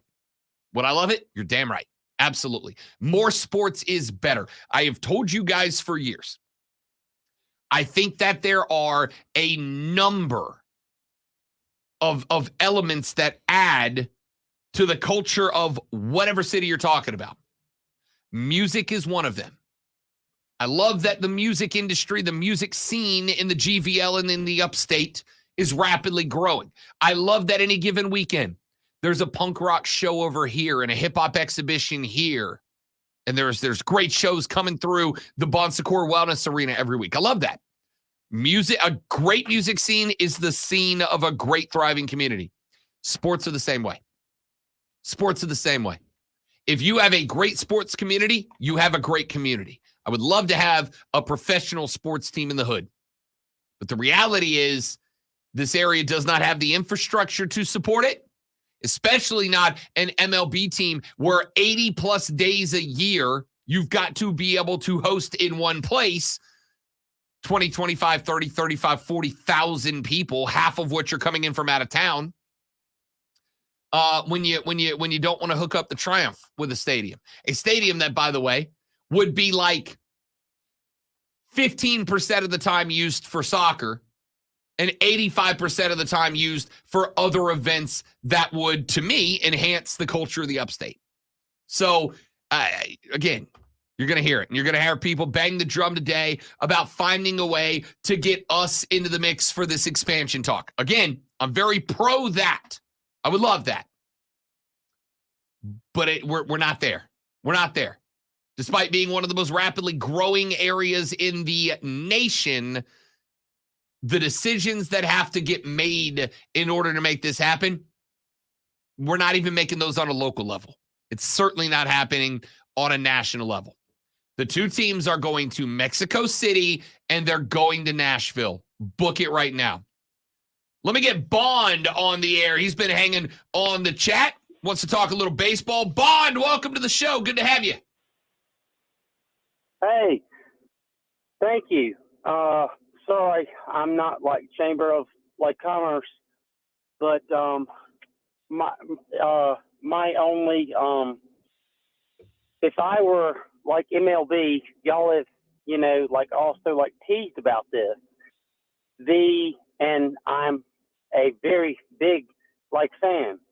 The college baseball is absolutely blowing up, right?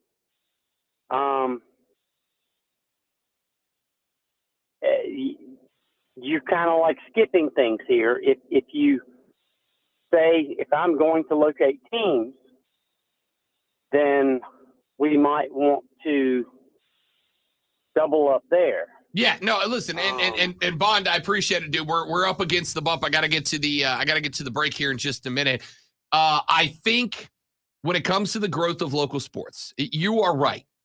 Baseball, college baseball, just so we're all clear, Rob Brown has been pushing college baseball as a great sport for a decade and a half now.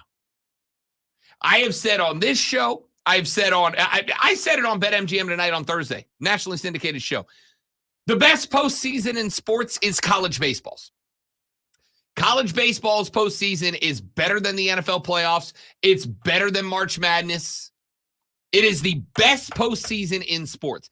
And it is a rapidly growing. Look around the Southeastern Conference right now. Look around look at the growth in SEC baseball, Big Ten baseball. It is a rapidly growing sport, and people love baseball. People love baseball. That is why the Drive are the most successful local franchise. And that is why, while the Drive are the most successful local franchise, you are also looking at Spartanburg. Spartanburg's getting a new team. Spartanburg's got a stadium going up. Spartanburg's putting in the work to make this happen. Texter just said, Rob, I just saw the process of the Spartanburg Wood Duck Stadium. It is going to be awesome and very good for Spartanburg businesses. Go Woodies. I'm going to go ahead and tell you, while the Wood Ducks is the name of the team that is moving down, 99% sure they're not going to be the Wood Ducks. I am all on board for them being the Wood Ducks so we can call them the Woodies. 100%. Absolutely. I never would have been. 8-year-old Rob totally buys in on a jersey that says Woodies across the front. Yeah, you're talking about the cars, right? Yeah, for sure. Station wagons. Yes, we're going to name them the Spartanburg station wagons and call them the Woodies. Beach Boys sang about that. When they announced the name completely, I think we'll know. Yeah, you got to put something on there. Go Woodies. So, why would Wood Ducks be the way to go here? It wouldn't be, and that's why they're not going to. I might still call them the Woodies anyway, because it's hysterical, objectively funny. lower level baseball succeeds in communities that care about it. I'm from Pensacola, Florida. We have the Pensacola Blue Wahoos. They are now an affiliate of, I believe, the Miami Marlins. They've switched a couple of times. Guy by the name of Quint Studer put in a team down there. And do you know what Quint Studer did once he got Bayfront Stadium and the Pensacola Blue Wahoos? Fully invested in downtown Pensacola. Fully invested. He said, all right, I got my stadium. I got my team. And this is part of the other thing is you've got to have good ownership built in. He said, I got my stadium. I got my team. Now I need the area to grow to support this. And he has gone all in on investing in downtown Pensacola. And over the past couple of years, Pensacola has skyrocketed up the list of places to live in the United States. Pensacola used to have a real bad rap. Now, Pensacola is mentioned alongside Greenville as one of the greatest places to move that you can move to in America. A good, thriving sports scene, good, thriving sports community will help with that. Now, I know there's a lot of you guys that don't want more people moving here. That wish it would stop. I got bad news for you. It's not going to. Stevie Nicks was on stage last night, and she said she's been in town 4 days.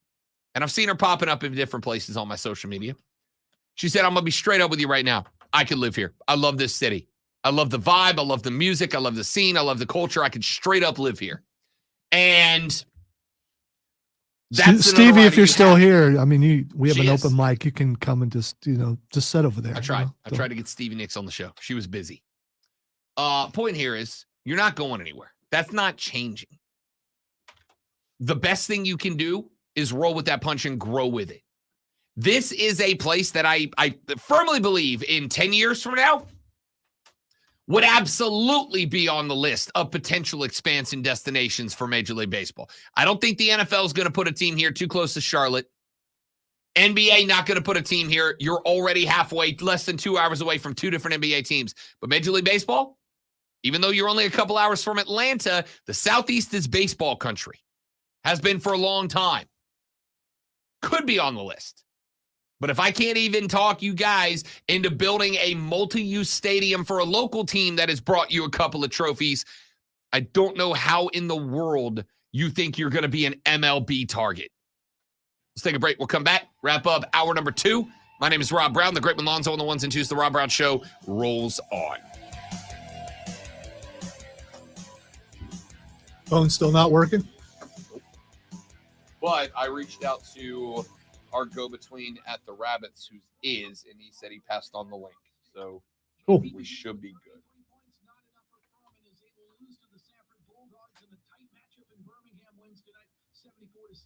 Bulldogs get the game-winning layup with 2 seconds remaining.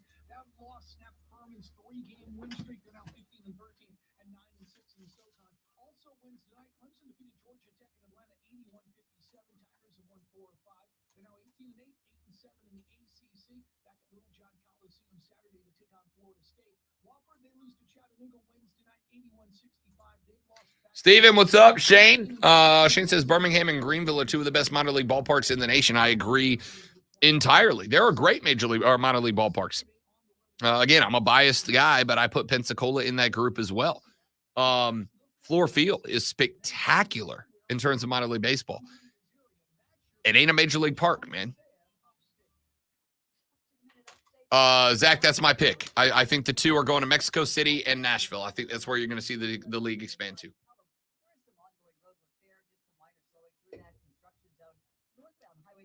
I could see Vancouver getting a team as well. Le Puck. I could see Vancouver getting a team. Montreal as well. I could see a couple of Canadian teams. Montreal brings back the Expos. That's something they've wanted for a very long time. Toronto's done very well the last few years.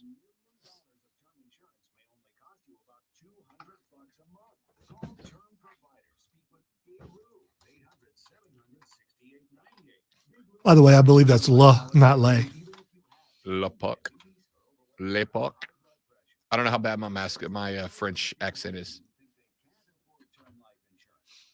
Jacob says, I would love an MLB team in Charlotte. I've been a Red Sox fan because of their extension in Greenville, but I would love to have something closer to home. But if they have a lame mascot like these Sharks, Dragons, or Bulldogs, I can't get behind it. Jacob, how do you feel about the Aviators?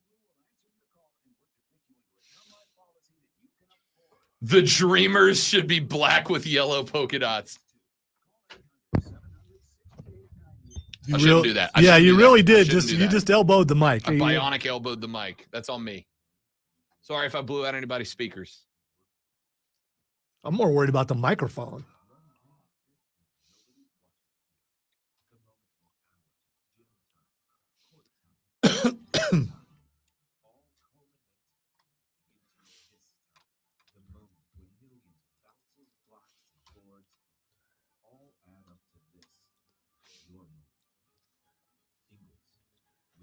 I was hoping the apocalypse would happen so I wouldn't have to be nervous during the interview, but now it looks like it may still happen.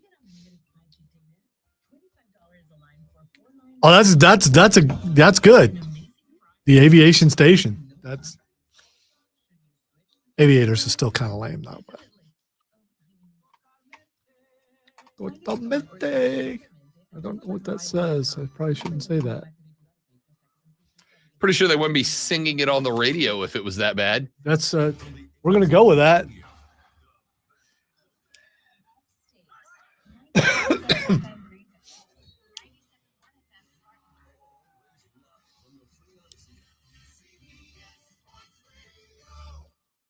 If you sue for damages, you need to make sure you do the individual because I had nothing to do with it. Oh, you're the producer. You're in charge of everything that goes on the air. Yeah, okay. All right. Let's cut off your elbow.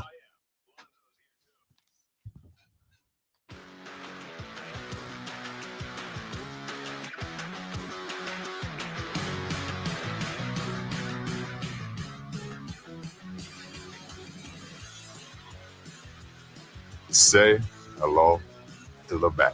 Found it. There it was. Found it. I didn't put Razor's name across the top. That's what I did wrong. I think you're screwing up, but anyway. The Rob Brown Show rolls on. It is the Fan Upstate. I am Rob Brown, the great Alonzo on the ones and twos this AM as we round out hour number one coming up in the next hour of the show. We will start off talking about the sit-down interview that one Nick Saban did yesterday and his views on changes required within college football. We'll talk about that. Then we'll talk with Rashad Beard, the host of the Panther Nation podcast, comes by at about 20 past the top of the hour to talk Carolina Panther football with us as we are setting up and getting ready for the NFL draft, just a touch over a month. 2 months away, end of April. Looking forward to that.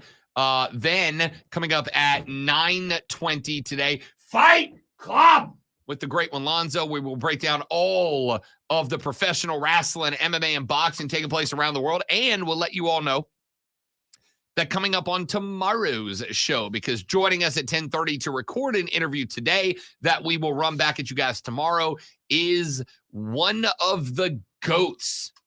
Maybe the funniest guy that's ever wrestled, also a hell of a wrestler.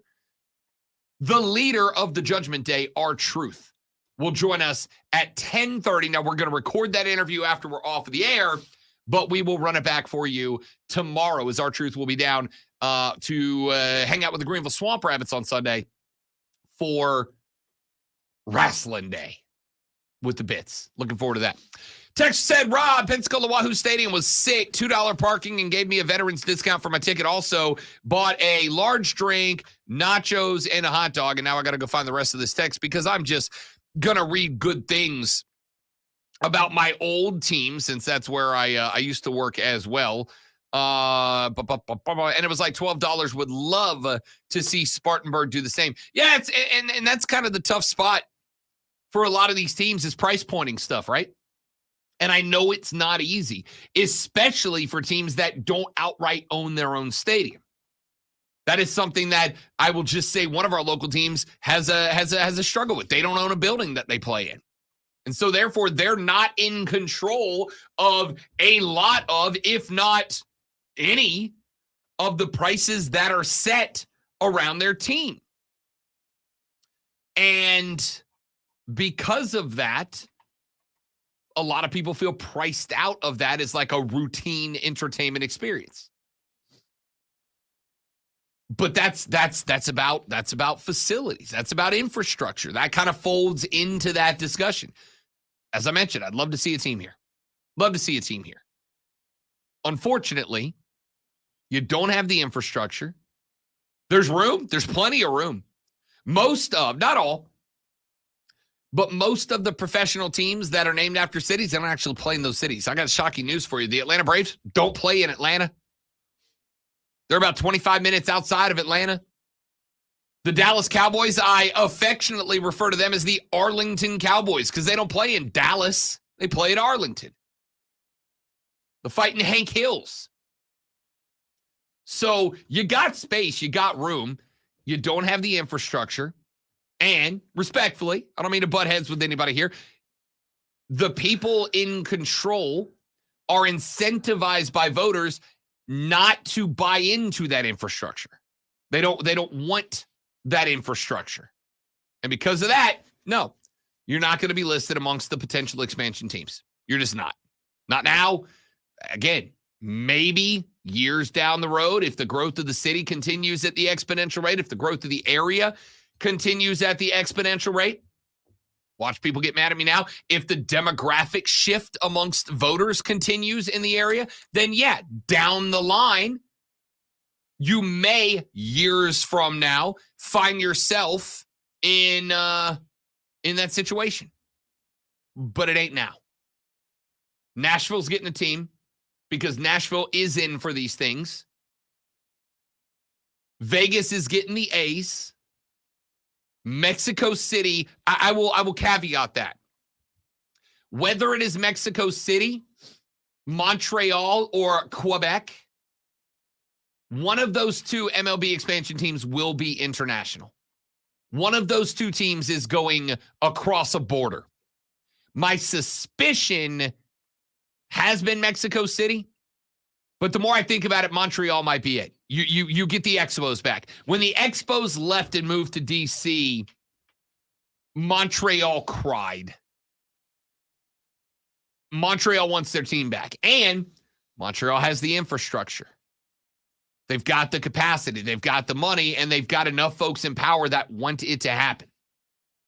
So I'm going to go Nashville and then Mexico City / Montreal. One of those two cities will get a team when MLB goes to 32. So there you go. Texas said, what about the Green Jacket Stadium in Augusta? It's freaking awesome. Has a Sweetwater bar, I think. I actually have not made it to Augusta for a game, but I'd really like to. What is a Sweetwater bar? Sweetwater is a brewery. And a lot of the teams now will have a local brewery or distillery that will set up a specialized bar in the stadium. So you can go and hang out at this bar, and they are like, that brewery brings their special craft beer, so you can drink some real good beer while you watch baseball. Also, naming the team in Augusta, the Green Jackets, phenomenal branding. Phenomenal branding. All right. I did not expect to spend that much time on this discussion, but I think it's a good one. I think it's an interesting one. What I also expect to be interesting, nay, compelling, is this Sports Flash. Rob said Canadians crying, and for some reason that made me happy. I don't know why. Nick Saban decided to step away from coaching, but will not step away from being active in college football. Yesterday, Saban said he has a new mission to bring reform and, in his own words, common sense to college football. And he probably will do it because he's Nick Saban. Saban said what we have now is not college football, not college football as we know it. Saban said he would like to see NIL deals handled in-house. Bears quarterbacks Justin Fields, or a quarterback, one of them, Justin Fields may or may not be traded, but Chicago's decision is the largest domino to fall moving forward towards the draft. Fields was asked about unfollowing the team on social media, and he said he was going on vacation. Tune in Saturday at 1:30 as the Furman men's basketball team takes on Wofford right here on your home for Paladins football and basketball. The Fan, Upstate.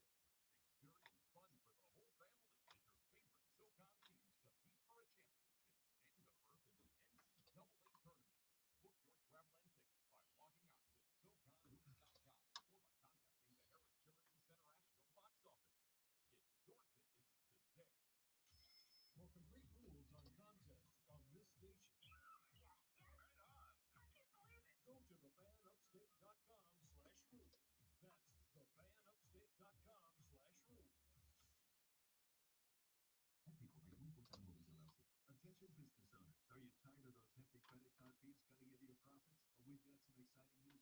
Thanks to the Dodd-Frank Act, there's now a game-changing solution to save you at least 95% on your processing expenses, guaranteed. Imagine processing unlimited transactions for as low as $49 a month. Our patented software gives your customers 2 price points based on how they pay, full or credit card price. It's that simple. And here's the best part. You can enjoy 24/7 support, next-day funding, a virtual terminal, online gateway, and ACH processing. Our patented solution is available in all 50 states, making it the go-to choice for thousands of businesses looking to eliminate processing fees for good. If you're ready to take your business to the next level, call 800-249-3171 now. Don't miss out on this incredible opportunity to save 95% on processing fees guaranteed. Call 800-249-3171 and make the change today. That's 800-249-3171. Again, 800-249-3171. Now, CBS Sports Radio. Upstate. Here's how to get in the game. On your radio at 97.7 FM in Greenville, 97.1 FM in Spartanburg. You need more? Listen on your phone. Download the Odyssey app and search the Fan Upstate. There's a whole lot more to know about sound if you really want to go into the subject. Your smart speaker. Just say, play the Fan Upstate on your HD radio and WFBC HD3. Oh, there's just one more thing. I did not, Zach, but we're actually going to talk about UFC and what they can do to win me back, because right now I need something.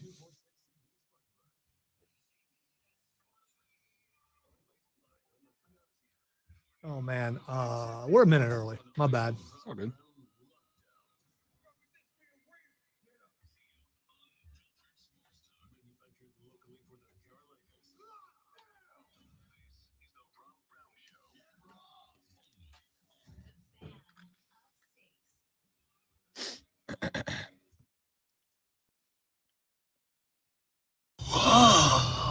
Dude. Welcome back, ladies and gentlemen. The Rob Brown Show's on your radio. It is the Fan Upstate. Happy, maybe, Thursday morning to you. I was going to say, we don't know yet. Is your phone working yet? Nope. Still got the dreaded exclamation point of doom on my phone. Skies are clear where you are. If you see parachutes, please let us know, and we'll report it. We, ladies and gentlemen, have a lot of things that we are talking about today on the show. We've talked about the college football playoffs. We got the 12-team voted on and approved earlier this week. And within hours of that approval, the same board of managers was already discussing further expansion to 14 teams making it to the college football playoffs starting in 2026. We'll get back into that later on in the show. We have briefly mentioned Justin Fields and his unfollowing of the Bears on Instagram. He gave an explanation of that. If you missed it, you can hear all about it in the Water Cooler Cheat Sheet, the beginning of the last hour, which if it's not already posted to the internet still works, America, all right? Tens of thousands of people without cell phone service today, but Twitter's up. If you go to thefanupstate.com, drop down the podcast menu, click on the Rob Brown Show, and listen to the last hour of the show, the Water Cooler Cheat Sheet, the top 3 stories you need to know. One of them, the reason that Justin Fields unfollowed the Bears and what it says about the NFL draft just a couple of months away. We'll talk more about that. I'll say, give me like 30 seconds and I'll be up. Okay, well, I'm working on it. All right. I just hit save and close, so it should be there soon. I blame AT&T personally. It's a joke. I do not blame AT&T. I blame the cyber attack and the end of all things. Hashtag cyber attack. Hashtag leprechaun zombies. Hashtag apocalypse. We have talked a little bit about MLB's expansion, going from 30 to 32 teams, what cities might end up with teams. I have given you the two I think most likely, technically one and then one of two others. You get it. Now, let's get to one Nicholas Saban, the former coach of the Alabama Crimson Tide, has retired. And if you believe the speculation, and honestly, I kind of do. Was that a text you got? Or It was. Just, yeah. But no, it was an Instagram okay. DM. I just thought maybe your phone was back up so we could report it if it was, but it's not. So the Instagram DM is still good. Instagram's up. The world's not ending yet because Instagram's still up. And if it is, at least we can IG our way through the impending apocalypse. So, the Instagram is still up. We're good. Let's start Nick Saban. Nicholas Lou Saban Jr., if you believe the speculation. And again, I kind of do, to be honest with you. Likely retired not because he was done with college football, but because he was done with college football, as we know it. Which is the tagline that so many coaches have been dropping lately when they complain, whine, cry, moan about their multi-million-dollar jobs suddenly being harder to do. He said, in fact, you know what? I'll go. Let me go ahead and pull up the quote. I don't want to misquote the great Nick Saban, who, by the way, so that we're very clear, I am a fan of. I think is the GOAT. It is not Joe Paterno, Bobby Bowden, Bear Bryant. It is Nick Saban. The thought is Nick Saban walked away. And the thought is he walked away because college football has changed. Nick Saban dropped the college football as we know it line on all of us in Bolton, which again, I'm here for. I'm never going to fault anybody for deciding that the job that they're doing ain't for them anymore. The job that they're doing is not a job that they are enjoy doing. Life, dudes and dudettes, is short. You have X amount of days to spin around the sun. If you don't want to waste them working in a job you hate, don't. But as with everything else in the world, understand there are consequences to every decision that you make and action that you take. Nick decided, again, if you believe the speculation, I do, that I've made a lot of money and I don't want to have to work this hard. I want to X's and O's, not call the Jimmies and the Joes and beg for money. Again, fine. It's your life. It's your choice. But then Nick Saban came out and he said, quote, if my voice can bring about some meaningful change, I want to help any way I can because I love the players and I love college football. Admirable. Zero issue with that take. Zero issue with that thought, that line of questioning. No worries. Then he went on with line number 2. What we have now is not college football. Not college football as we know it. He didn't say it like that. He's right, though. It's the NFL light. It's not college football. There are no more scholar athletes. It is now employees, and which are in the process of unionizing. Pretty soon we're going to have a salary cap, and the portal will just be changed to trades because that's what they are. And I mean, you know, and they have a salary, and it's not college football anymore. He's right. Okay. Sure. Good. I'm not saying I wish we could go back because we can't. Just deal with what things are now, but call it what it is. NFL light. I think that there are multiple angles to this. The first is The only thing that has changed, the only thing, is that players have control over their own lives. That's it. That's all that's changed. No, they get paid up front now instead of $500 handshakes and stuff, and sure, borrowing cars and things like that. So which makes them an employee of someone. And you which, acknowledge that it was this way 15 years ago. Oh, not you to acknowledge that. Not to this degree. I didn't say to this degree. Not to this degree. I said 15 years ago. You don't put parameters. You don't put parameters on me. Not to this degree. I asked you a question, and I answered it. Did this happen 15 years ago? Regardless of the level of the frequency and the quantity of it, did this happen 15 years ago? Like this? No. I didn't ask like this. I said, did this happen 15 years ago? The answer is yes. I will go ahead and answer for you here. Yes. This has always been the thing. It's just that back in the day, only the best of the best players. Yes is too simple, and I can't be that simple on this. Okay. Sorry. Well, I'm described this simple all the time. Lonzo called me basic this morning. No, okay? you called yourself basic. I called you a hipster. Two totally different things. So he said, quote, listen, I'm for the players. It's not that I'm not for the players. I want to see the players have a great quality of life and be able to create value for themselves. But we've gone to nobody talking about education, nobody talking about creating value for their future, to talking about only how much money I can make while I'm in college. I think the consequences of this could come down the road when some of these guys get 28 and 29 years old, and maybe they didn't prepare themselves for when they can't play football anymore, which is what you should do when you go to college. That's fine. Nick, you know what this is? I was going to say, you're not going to be anti-education right here, No. are you? Because No. that would be weird. Quite the opposite. Here's what this is. This is a very common tactic, primarily amongst politicians, where they speak from a platform of idealism that runs counter to their actions.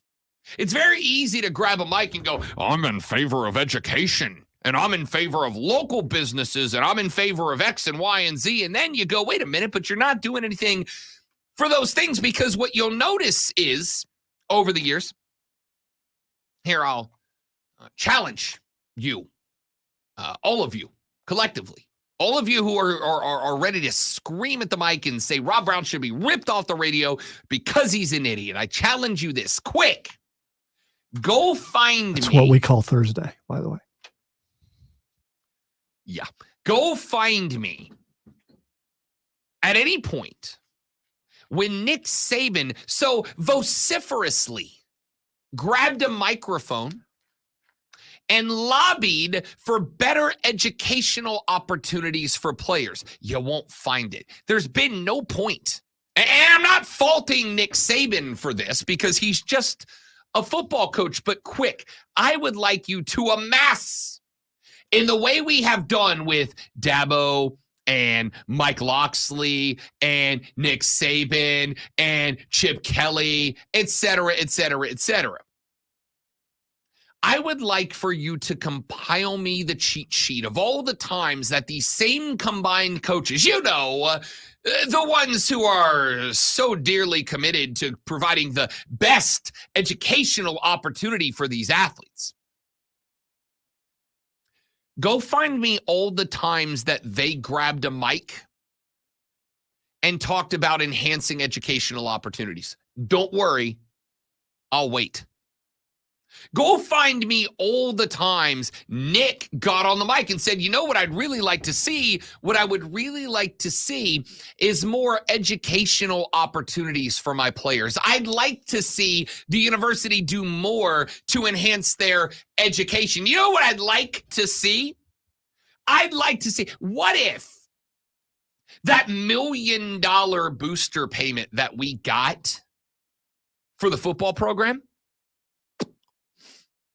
I would like to see a quarter of that money go towards educational enhancement of my football team. I'm willing to bet at no point did Nick Saban take the football budget, of which he had a large hand, he was the University of Alabama, and circle a chunk of it and go, this is for the education of my kids. I bet you won't find that. Do you know why? Because he never gave a damn about that. Now, there are some guys who have high graduation rates. Dabo Swinney, round of applause. He graduates kids out of Clemson.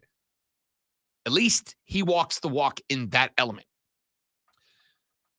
But years ago, there was a controversy going around Tuscaloosa, Alabama. And I'll have to go look it up. I thought about this seconds ago.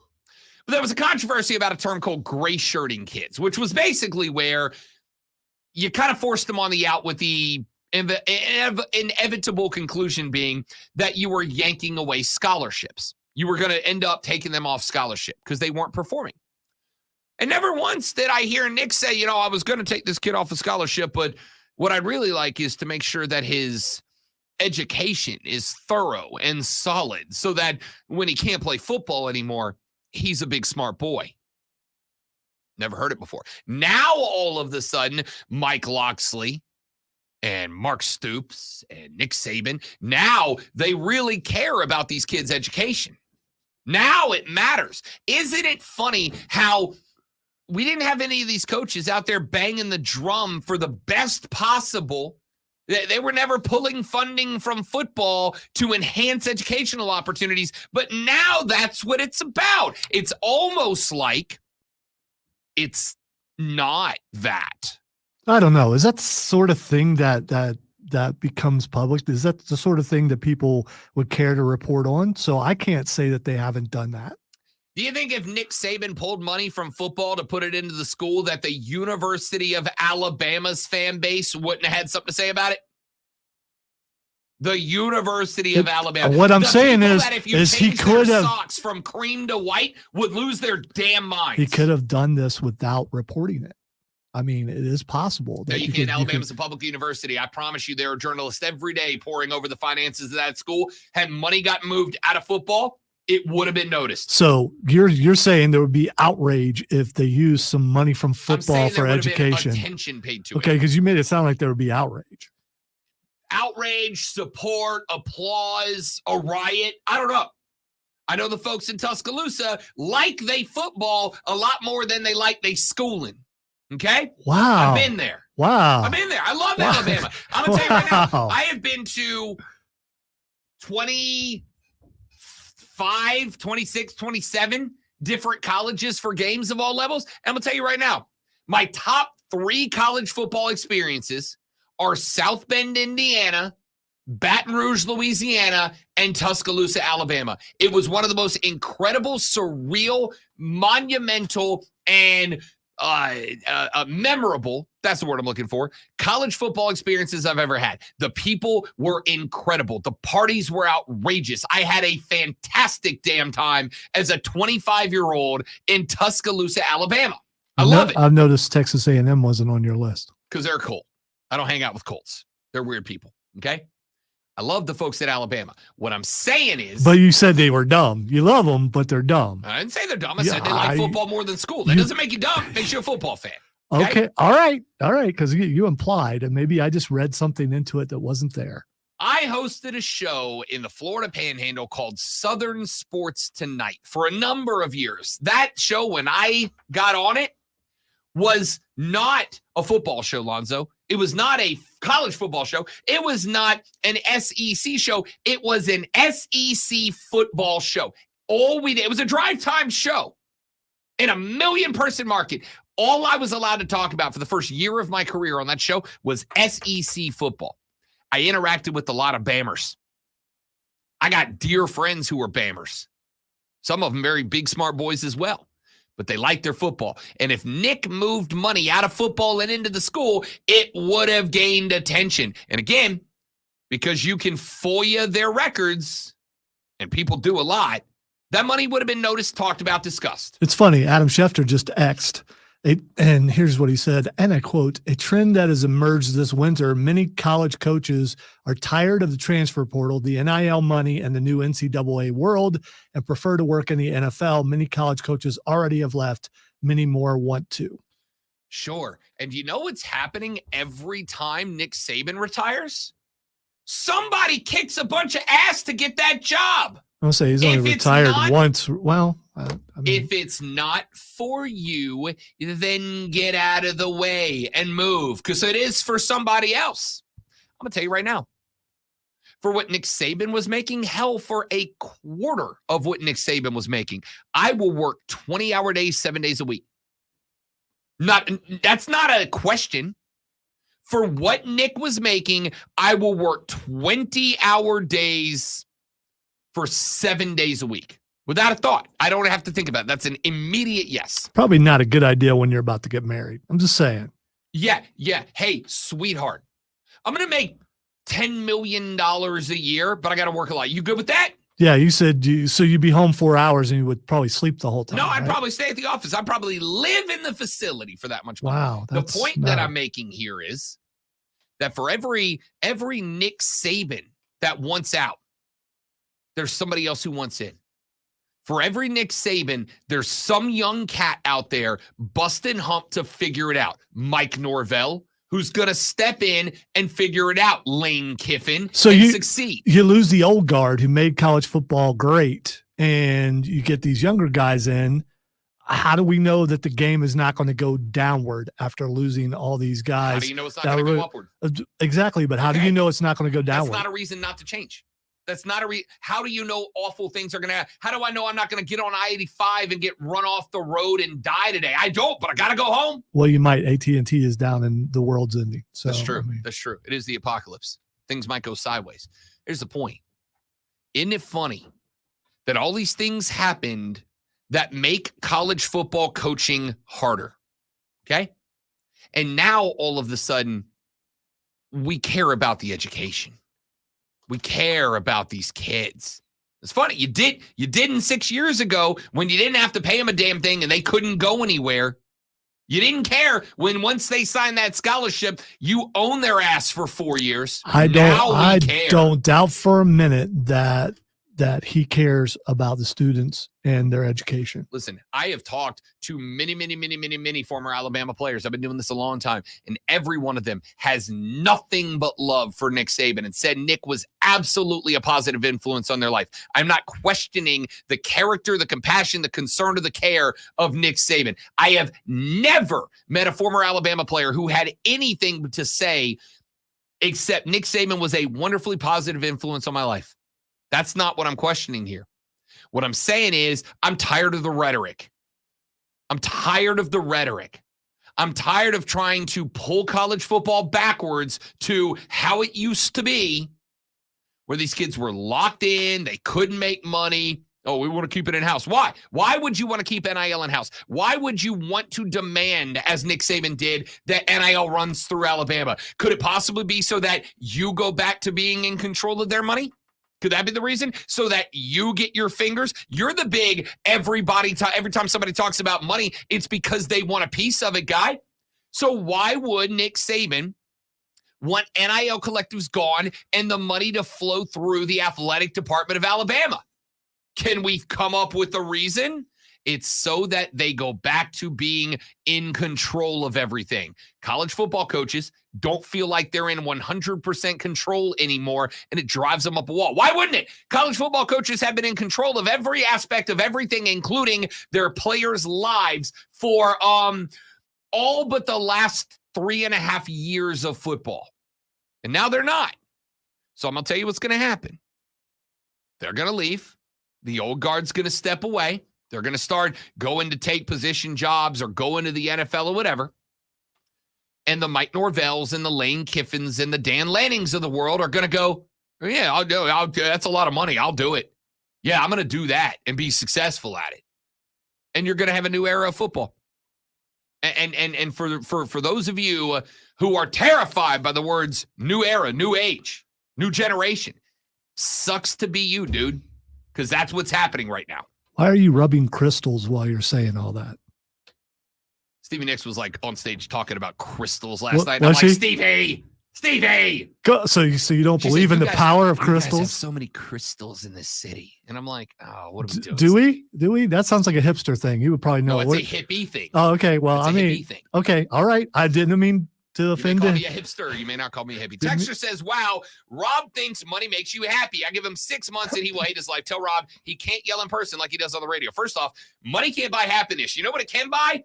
Jet skis and four-wheelers and vacations to Paris. All things that make me real happy. Yeah, I will let someone kick my ass a lot for Nick Saban's salary. And I'll do it for 10 years and retire, and you will never see me again because my very happy behind will be somewhere else very rich. And if you think he's not going to yell in person the way he does on the radio, you don't really know him very well. That's also fair. That's also fair.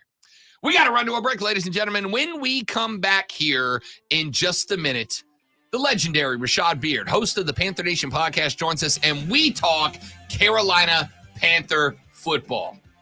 And we'll also see if Rashad wants to be rich like Nick Saban. Yes, he does. We all do. The Rob Brown Show rolls on next. It is the Fan Upstate. Smith and Jay. All right, guys, live read. We're setting up Rashad, and we'll be right back. Don't go anywhere.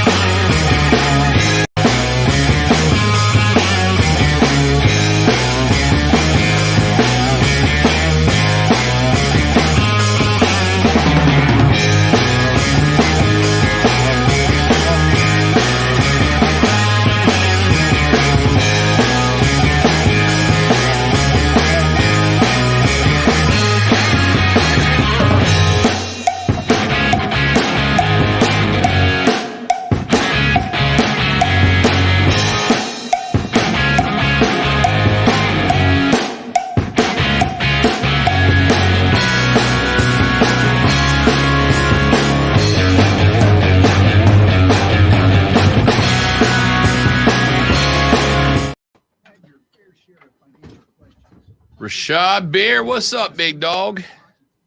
What's going on, guys? What you doing, man? Good. You trying to get rich, or are you one of these money can't buy happiness weirdos?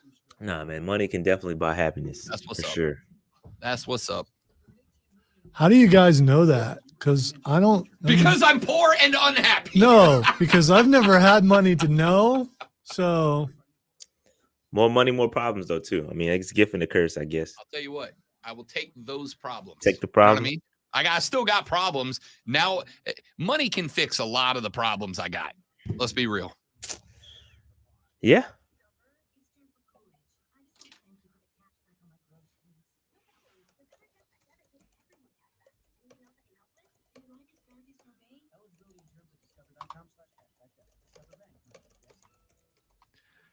I'm curious, Rashad, do you know who R-Truth is? Absolutely. We're going to be interviewing him What's up? in a couple What's hours. up? Yeah. Yeah, man. Okay. R-Truth is great, man. He's on a We're nice little interviewing run him right after now, the show too. today, running it tomorrow. Yeah, he's on a nice little run, too, man. He's a Charlotte boy, too. He is a Charlotte guy, yeah. Is there any question that you would like us to ask R-Truth? I mean, nah, I think I've listened to a lot of interviews from him. I think, one of the biggest ones would be, how does he feel about not, getting a true title run? You know what I mean? Like I think he's been around for a long time, but I don't know. Yeah, because he was a champion elsewhere. Elsewhere, So, yeah.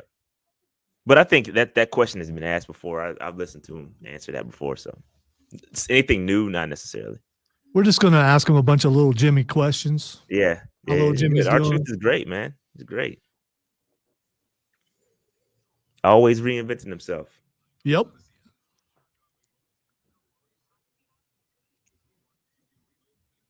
And as someone close to his age, man, I wish I looked that good. Yeah, he's in great shape. His hairline's starting to go, but he's in great shape. I'm gonna tell you what. If I can be jacked like that dude at 52, you Take can the have hair. it, bro. You can have it. All right, it is Thursday. You know what that means? Time to talk a little Carolina Panther football with one half of the Panther Nation podcast. You can follow them on Twitter at Panther Nation at PC. More importantly, go find them on YouTube. Make sure you are subscribed. There is not a better spot for Panther discussion than the Panther Nation podcast. Rashad Beard joins us on the show. What's up, big dog? What's going on, guys? Happy to be here. Another week of the off season. Yeah, man. It is quiet, kinda. Yeah, except for we started to see some smoke coming up out of Charlotte, North Carolina earlier this week that said Carolina, and I don't know what these reports are. I don't know what your read is. I read a couple of places. Carolina made an offer to Brian Burns. That offer was somewhere between 25 and 27 mil. 27 was the number he asked for last offseason, but that he wants 30 mil a year starting this year. Labeled a down season by a lot of folks. Rashad, you and I have talked about this before. I think that defense was asked to do like a lot this year, so I'm not shocked by the underwhelming performance of the defense. He wants 30. Carolina offering between 25 and 27. And that, of course, if they can't come to the agreement, means Burns catching the tag, question mark? Yeah, this is a very, very interesting conundrum the Carolina Panthers find themselves in, and one we kind of saw coming, especially last year when Brian Burns had a pseudo holdout, didn't quite hold out, ended up playing, put his body on the line, played on the fifth-year option, and he wanted his money, and the Carolina Panthers did not give him the money, and he took one for the team. I'm gonna play. Was worried about injuries. But that's what the report is. So he didn't quite give it his best shot.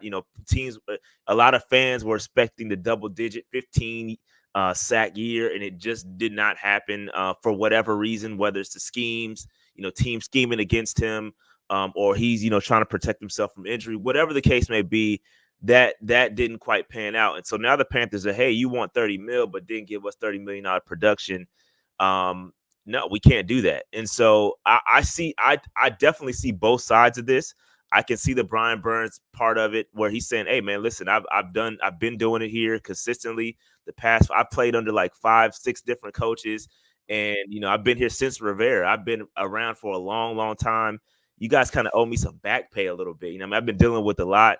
And the Panthers are like, look, I got a new regime. We can't fit you in here. We cannot give you the money that you're asking for and build around Bryce Young. We can't do that given the current cap status. And so I see both sides of this. I do eventually think, it's going to lead to a franchise tag situation. And I don't expect Brian Burns to play under said franchise tag. I think there's a long-term holdout here, and this is about to be nasty. This is going to be a nasty situation. Which you kind of hate because as far as face of the franchise goes, I mean, obviously Bryce Young is positioned to be that guy, but with the trade of Christian McCaffrey, Brian Burns kind of stepped into that role a little bit. So to have this squabble, which again, I do think is absolutely understandable, but to have this squabble, especially if it's over $3 million a year, whether it's, a 5-year contract more or less, dude, it's just, I don't know how else to put this. I know it's unprofessional. It's kind of a bummer, bro. Yeah, I mean, it sucks. I mean, yeah, and shout out to Robert Flores in the chat. He says this feels like Julius Peppers all over again. I completely agree. For those that that were around back then, this is a very similar situation to Peppers. Peppers wanted to get paid. We said we're not. We drew the line in the sand. Didn't do it. He ended up going to Chicago, et cetera, et cetera, et cetera. Came back.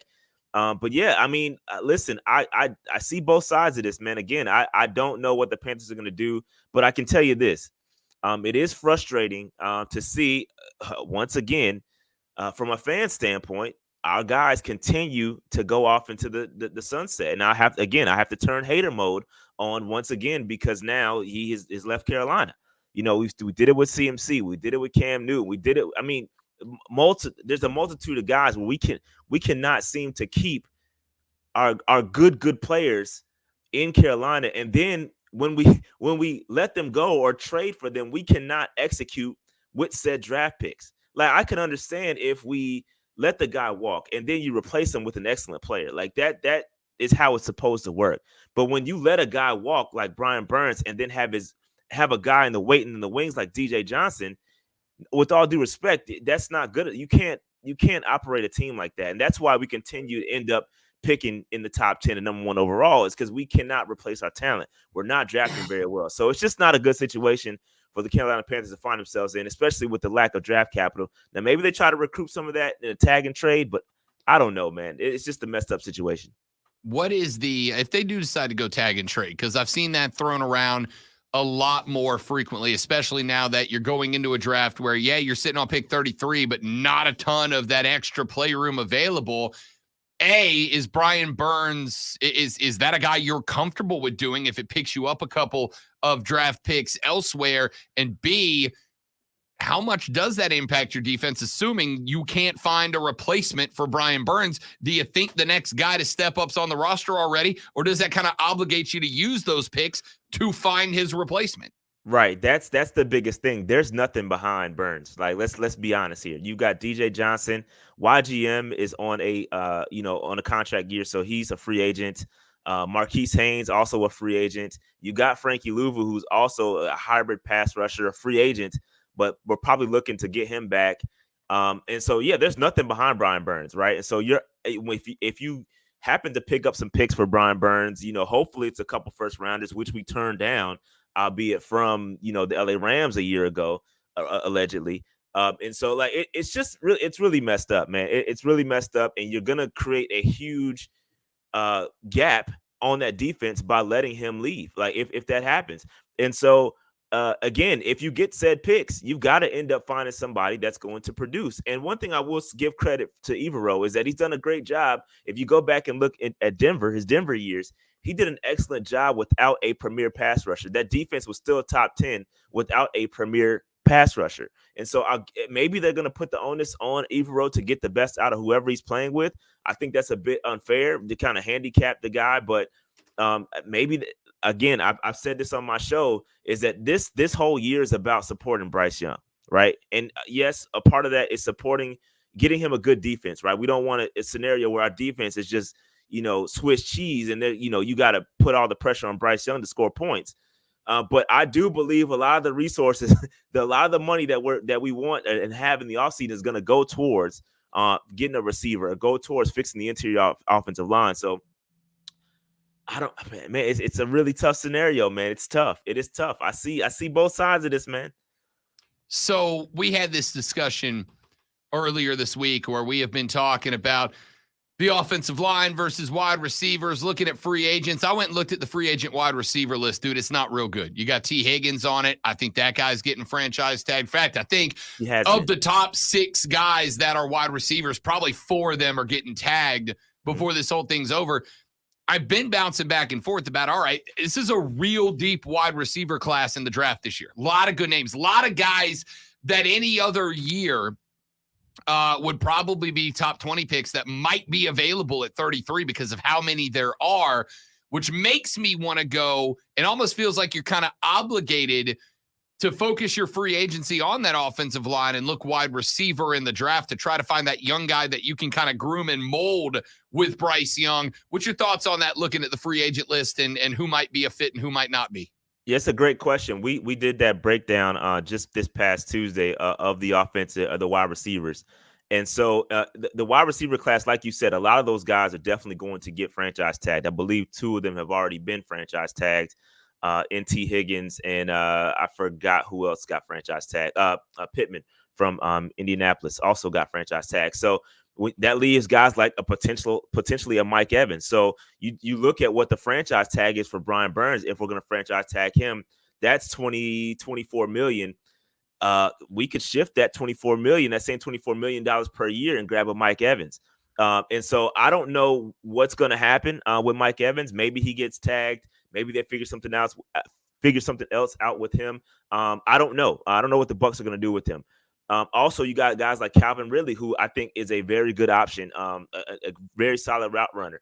So I think we've got to free up some cap. We've got some work to do from a cap perspective to get enough space to make some maneuvers. So it's going to be interesting to see what Brant Tillis does there from a cap perspective, to see what we're going to do in free agency.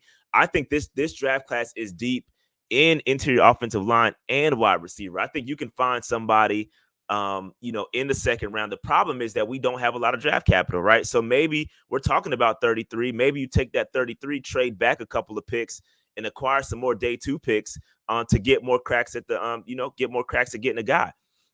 It's really like, this is one of the tougher off seasons because there's so many needs, not a lot of cap resources, not a lot of draft resources, but you got to get somebody to help out Bryce. And I do believe going the veteran route for interior offensive linemen should be the way to go, because you don't want to risk Bryce development on, trying to train up a guy and develop an interior offensive lineman when, at the same time risking. We've seen that happen. We've done that already. But at the same time, you got to get them some talent, some wide receiver talent as well. So a lot of needs. We're a 2-win team, not very good. So we got a lot of gaps to fill, a lot of holes. That was the thought that I went. I think you got to go free agency on the offensive line, and I think you just got to roll the dice on like a couple of wide receivers in the draft and hope you stumble into a Marcus Colston situation where you get that guy who kind of quiet storm breaks out. That being said, listen, everything you just said, agree with, spot on accurate. A lot of questions, not a lot of answers. What's that say, if anything? And I know this is almost kind of a put the ball on the tee for you moment, but hey, welcome to radio. That's what we do. What's that say about the management process over the past couple of years of Carolina, that you've got yourself in this position where you have a billion questions and zero answers? And more importantly, what kind of level of trust in Dan Morgan do you have to fix it? Yeah, it's tough. I mean, it's tough. And this is exactly what happens when you have the constant turnover in the front office and at head coach. All these head coaches have different visions for the team. They have different personnel that's going to execute their schemes. And so this constant change, you're getting this hodgepodge of guys that don't mesh together. And so now you got Dan Morgan, who said, hey, he's been around, right? He's seen some of this, and maybe he can kind of, say, all right, this is where I would have zigged when we zagged. And so like, hopefully he can figure it out. And he does have some skin in the game and been around, knows the personnel. Hopefully he can talk to Canellis and say, hey, this is what we got. And this is how maybe we can get the best of it. But it's going to take some years. It's going to take some time for us to get this thing right from a personnel standpoint. So fan base, again, we've got to, I know we've been saying this forever, and I don't know how much patience there is in the world, but you got to be patient with the guys and let them execute their vision, because it's not going to happen overnight. Hopefully we can, maybe there's a match that get sparked and we hit, maybe 7-8 wins off the rip. But I don't expect that.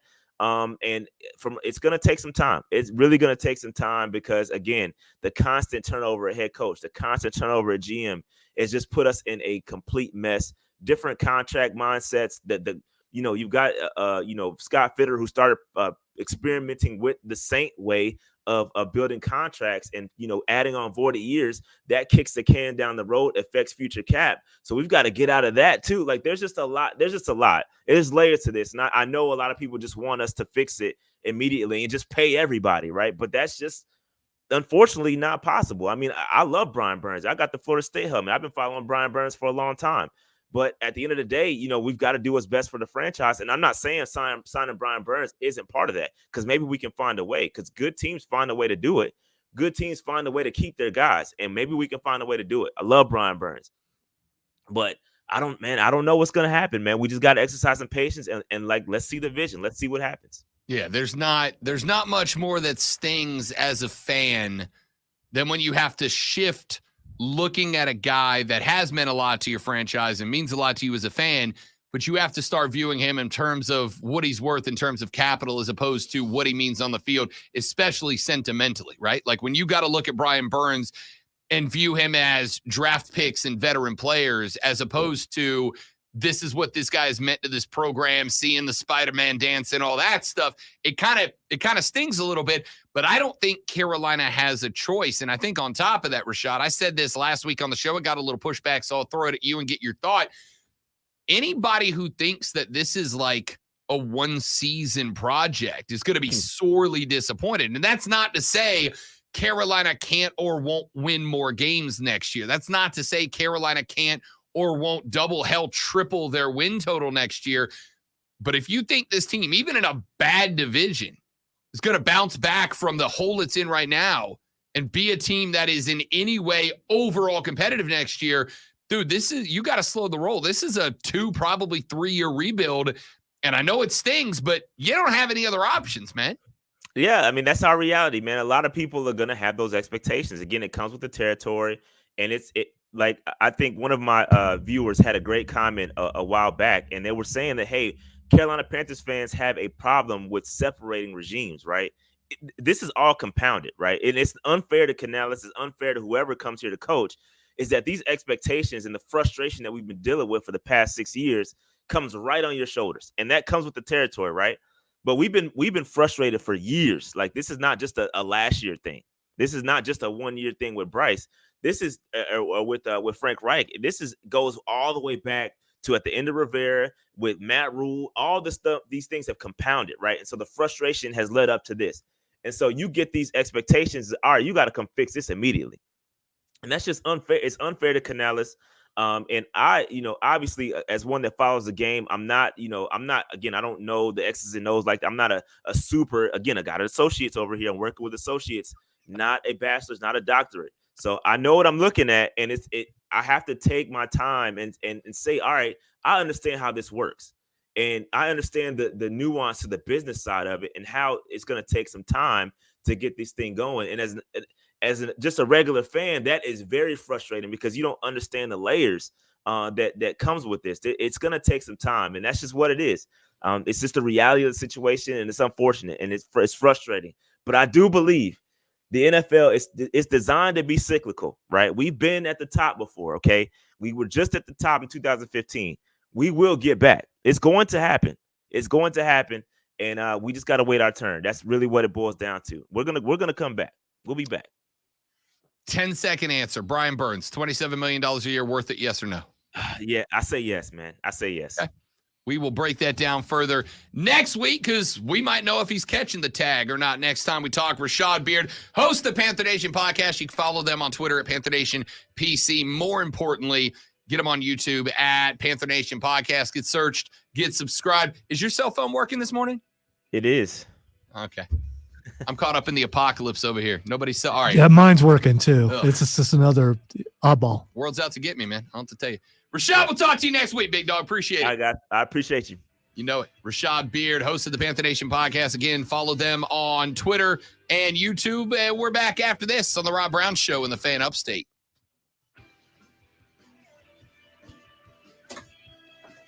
Rashad, get up out of here quick. My man said I got stuff to do. So the only reason why I was pointing that out to you is I didn't want you to freak out Yeah. when you looked over and saw a guy in the window. It took my dude 10 minutes to get the ladder right. Yeah. It's like, okay, that's going to go through the window. He's just going to mess up. He's going to go right through the window.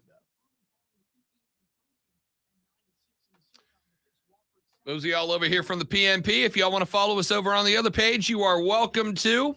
At The Rob Brown Show on YouTube. Search and subscribe to that. We're live 4 hours every day. All right, so it's not just me. Dcash says his phone ain't working either. Mine's not, has not been since I woke up at 3:30 this morning. Just curious if we're going to be able to tell the difference in the building since it's being power washed. You can imagine what it's like. Well, I've worked in downtown Greenville, like on the 10th floor of one of the buildings. It is weird to look out and see someone in the window washing the window. But that is disturbing, the noise. The whoever is doing the pressure washing is also apparently in a fist fight with the building. No, it's the ladder. Yeah, because I'm seeing the ladder move.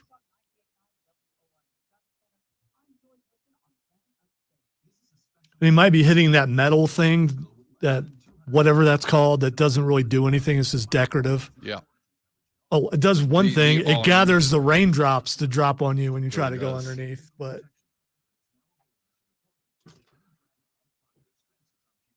oh, look at that midriff. You want to see some midriff? It's right there. Look to your right. You move now. Right? No, to your left. My right. My bad. I don't know what I missed. This is basically the Stone Age.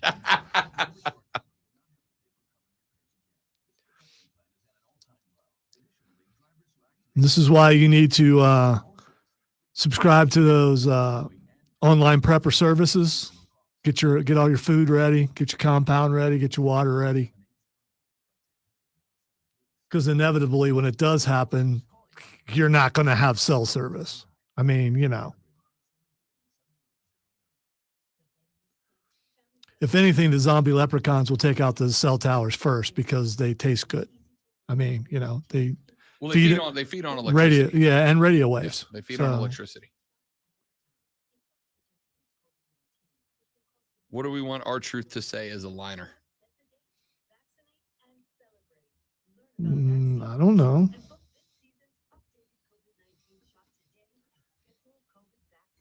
You expecting me to be creative? I don't do that.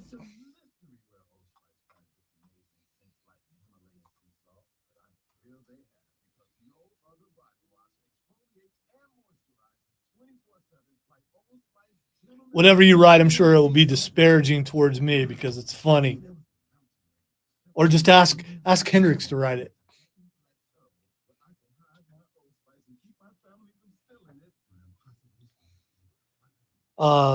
Something about real men. Yeah, you got to put that in there somewhere.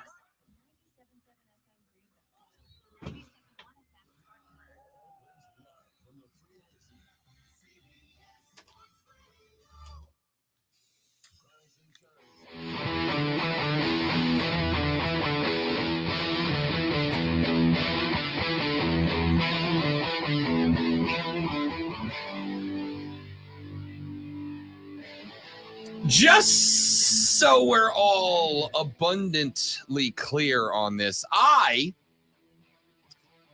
take no pleasure, no happiness, no enjoyment in the realization that this Panther football team is going to be bad again next year.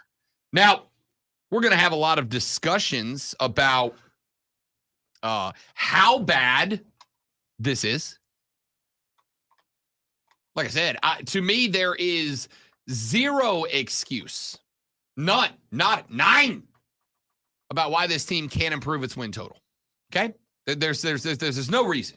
There's zero reason that this team can't improve the win total. It has to. It's not a question mark. It has to. But with that being said, how much it might do so That is the question. And I don't think we can answer that yet, unfortunately. In looking at this team, we are waiting to see what happens with Brian Burns. We are waiting to see what happens with Derek Brown. We're waiting to see what happens with all these different guys, all these different players. And the reality of the situation is there is no way to know. There's no way to know. I think that there is a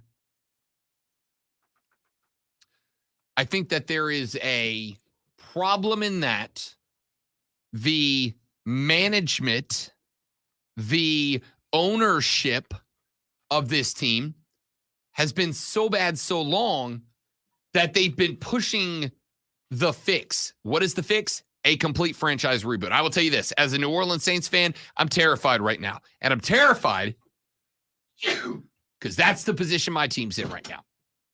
The fix is a full system reboot.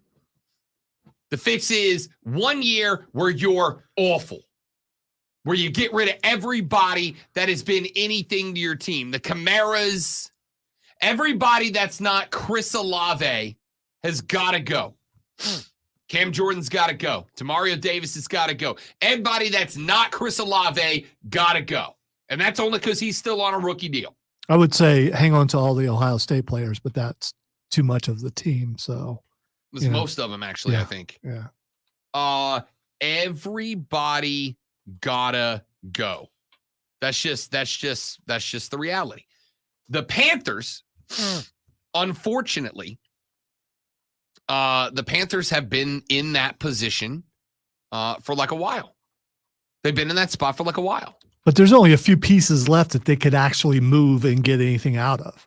Since what they did, they got rid of their best assets last year, at least offensively. I don't disagree with that, but that's kind of what I'm driving at here. The reality is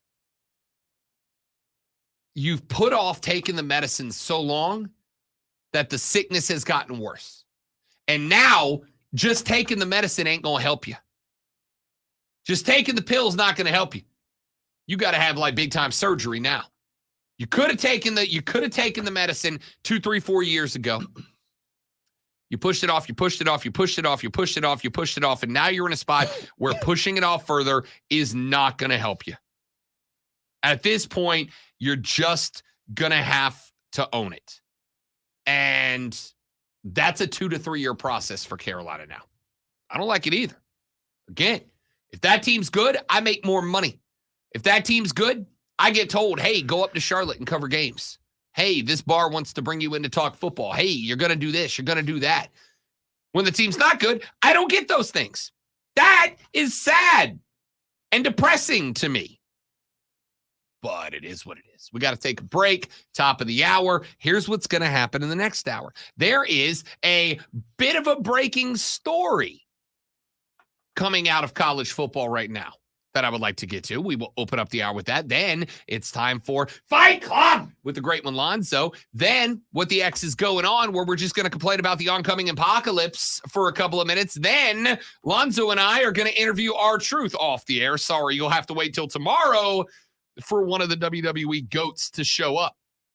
But before we do any of that, Lonzo is about to blow your mind with this Sports Flash. Maybe the last one ever because, AT&T is down. The 12-team college football playoff model may last just 2 years. According to reports, CFP Director Bill Hancock has already floated the idea of expanding the playoffs to 14 teams starting in 2026. Hancock acknowledged the idea was discussed, but said there's still work to be done before a move is made. Discussions about numbers of automatic qualifiers and finances were started, but are far from finalized. It took Toronto Maple Leafs Austin Matthews 54 games to reach 50 goals as he sank a power play goal at 5:01 into a game against Arizona last night. That goal also made history as Matthews became the fastest player to reach 50 goals in 28 years.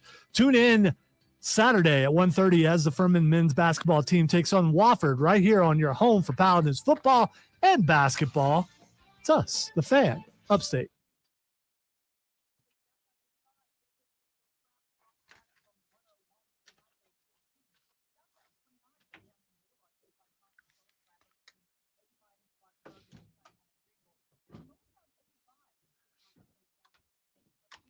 Do you ever think about when, things like this happen?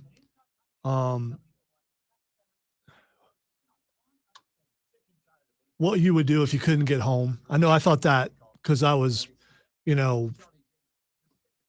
here, we were in the other building when 9/11 happened.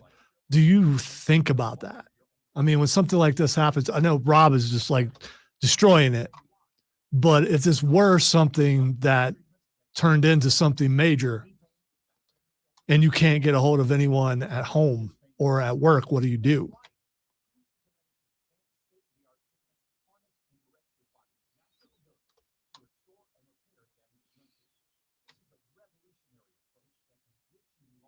Back in the day, before all the technology, there was, you have a meeting place, you try to get to that place at this time, that sort of thing. I wonder if that's still a thing.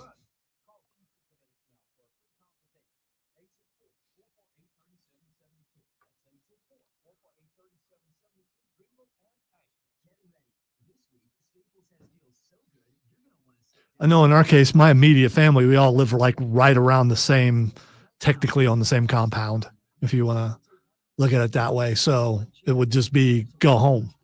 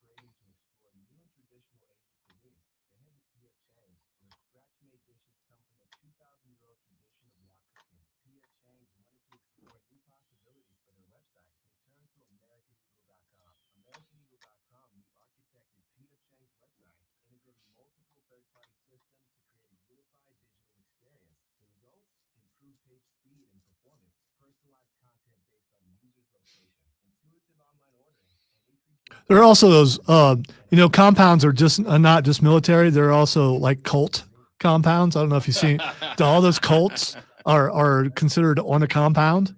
I don't know. I haven't looked up the definition of compound, but other people have said I live on one, so why not go with it? I do live back in the woods a ways. Back in the woods a ways. If you were to walk to my house from the street, you would get a little winded. You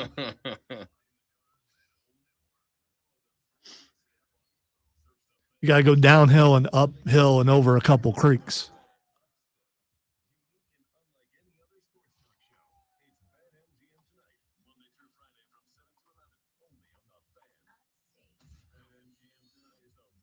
As far as getting stuck at work in an apocalypse, this wouldn't actually be a bad place to get stuck in. There definitely are worse ones. Ooh, yeah, yurts are a must in a compound, especially if you're visiting.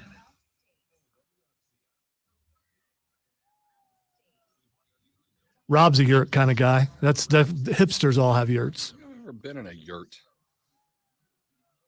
TBH. Do you want to be in a yurt? I don't know. It's just I'm not entirely sure what a yurt is. It's just a kind of tent. Look it up. I bet you've been in a yurt before. Are we going to talk about that thing that I sent you? Is that what? Yes. Okay. All right. A couple other places that posted it, including Ohio State. Their website posted it.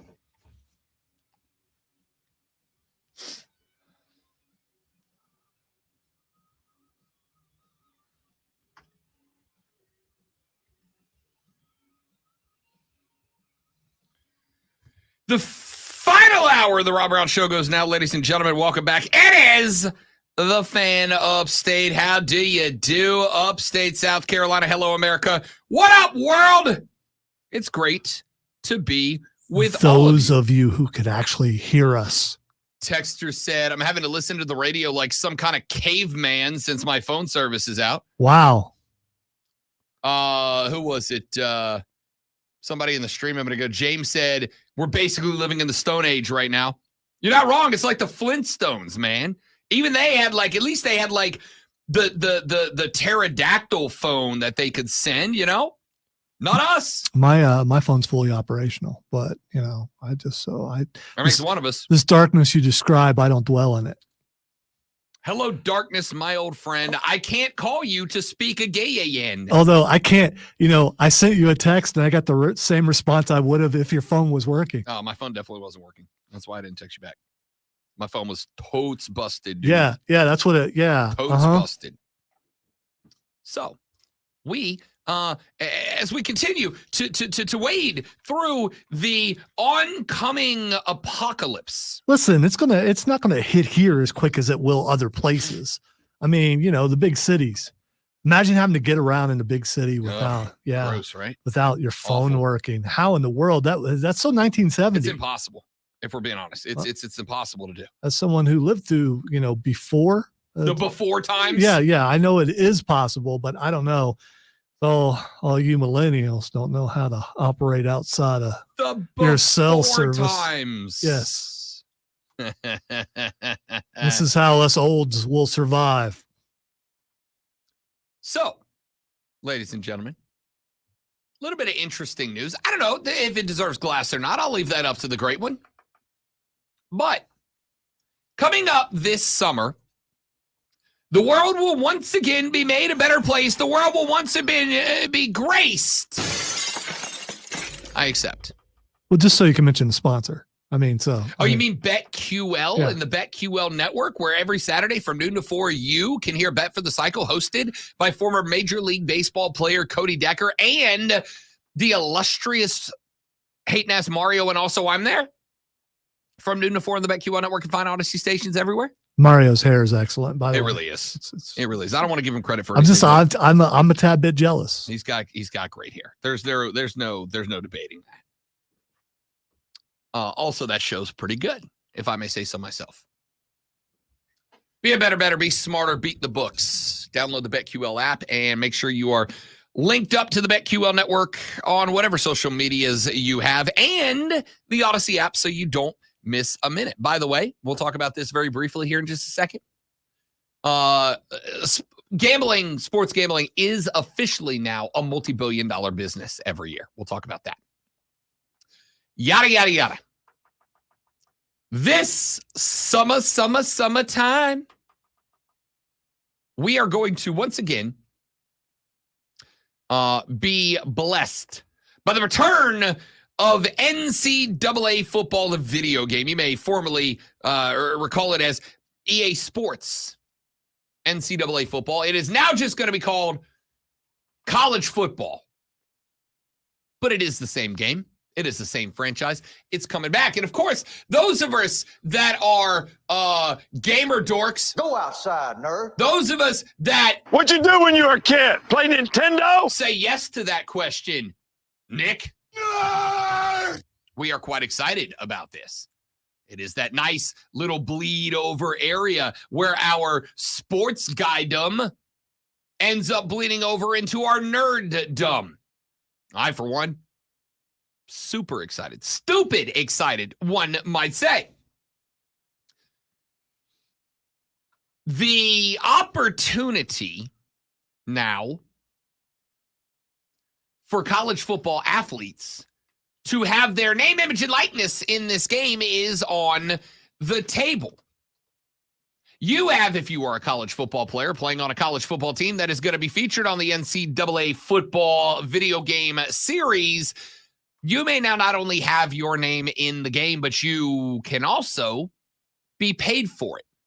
You may also elect to not be featured in the game, in which case you are going to be replaced by a generic model of yourself that will have probably a different number and a fake name attached to it. But if you want in, you are now eligible right now to go to the NCAA's official website, to go into their NIL portal portion of the website and click sign. And if you elect to be featured in the game, you will receive the payment of $600 and wow, a free copy of the game. Wow. So basically $700. Okay. All right. Yeah. In the age of NIL, big deal. I mean, there are some linemen and the kicker who probably don't have NIL deals that will be like, yeah, man, put me in for $600. Yeah, that's it. So if you're a freshman and you pay the $600, do you get $600 a year, or is it's just a one-time $600? I don't know. I'm not an attorney, nor did I stay in a Holiday Inn Express last night. I slept in my own bed, and I'm dumb, so nothing changed. My suspicion, backed up by exactly zero evidence or reason to believe this, is likely that payment would be renewed every time a new game comes out, because they would have to update you and your model and your stats and your this and your that. That makes sense. If they follow Madden's model, they'll be in, and what they used to do with this game, there would be a new one every year. So you would, but it doesn't say whether it's $600 per season. I mean, per your career. I would assume so. $600 and a fresh copy every year. Look, this is what NIL is, man. It is one of the most popular video game franchises of all time. Rob, $600, dude. Doesn't that seem kind of cheap? $100, 100% it does. Yeah. 100%, $600 feels very low. That being said, what amount of college football players are taking that? 98% of them are going to say yes to being in that game, the most popular video game franchise of all time. What is going to be interesting is this. By the way, it was. We don't know if it will be again. I'm going to go ahead and call the shot. That game sells more copies than any other game this season, this year. We'll see. I will throw $1 at it right now. Wow, a whole dollar? A whole dollar. Do you work for? I don't want to take your money. Do you work for EA? That is going to be the single most popular selling video game of the year, without question. Even if it's not, it's going to be in the ballpark. What is going to be interesting is to see the financial breakdown of that. How much per player, per copy it goes. Now that obviously EA is going to point out that they've got to pay developers and they got to pay programmers and they got to pay an advertising budget and they got to pay testers and they got to pay all the dorks, nerds, geeks that have to go into the production of this video game. Will the player also submit the scan? Are they going to scan the players like they do for other things so you can get a more accurate visual of said player? Good question. I again, this is why this is going to be interesting, because on one hand, I agree. $600 kind of feels low to be a playable character. Personally, your face in the game of the most popular video game outside of Madden that's ever been played on a console. On the flip side, there are thousands of college football players around the country that will be in this game. Thousands. Think about how many teams there are. I don't know how deep they're going to go, but if this goes all the way down to JUCO teams, if I can play as the University of West Florida Argonauts, if you're, let's say, the backup left guard for UWF, that $600 payment might be the only NIL deal you get all year. As I recall, you could even play D3 teams in there, because I'm pretty sure I played as the team that I played on in college. And I don't know if it goes that deep, but I don't know why it wouldn't. It's also, 2024. We have video game consoles that are more powerful than NASA was 10 years ago. There's room. There's room for it. So if you're the backup left guard at the University of West Florida, $600 and a free copy of NCAA football, probably the biggest NIL deal you're ever going to get. If you're the starting quarterback at the University of Oklahoma, a guy that will sell some copies, probably not. Now, I'll tell you what I'm real interested in. What I'm really interested in. Taxes on that? I assume so. On that 600 and the game? I assume so. Wow. So how much are they bringing in? I do not know. Somewhere around 400 something? You can look at my bank account and realize I'm not a financial mastermind. I do not know. Even if it's, if they take $200 out, $400 still might be the biggest NIL deal you sign. Who I'm really interested in, if we're being honest, is the folks they put on the cover, right? If they go and they put Cade Klubnik on the cover of this game, is Cade catching an extra 10 grand for being the cover model?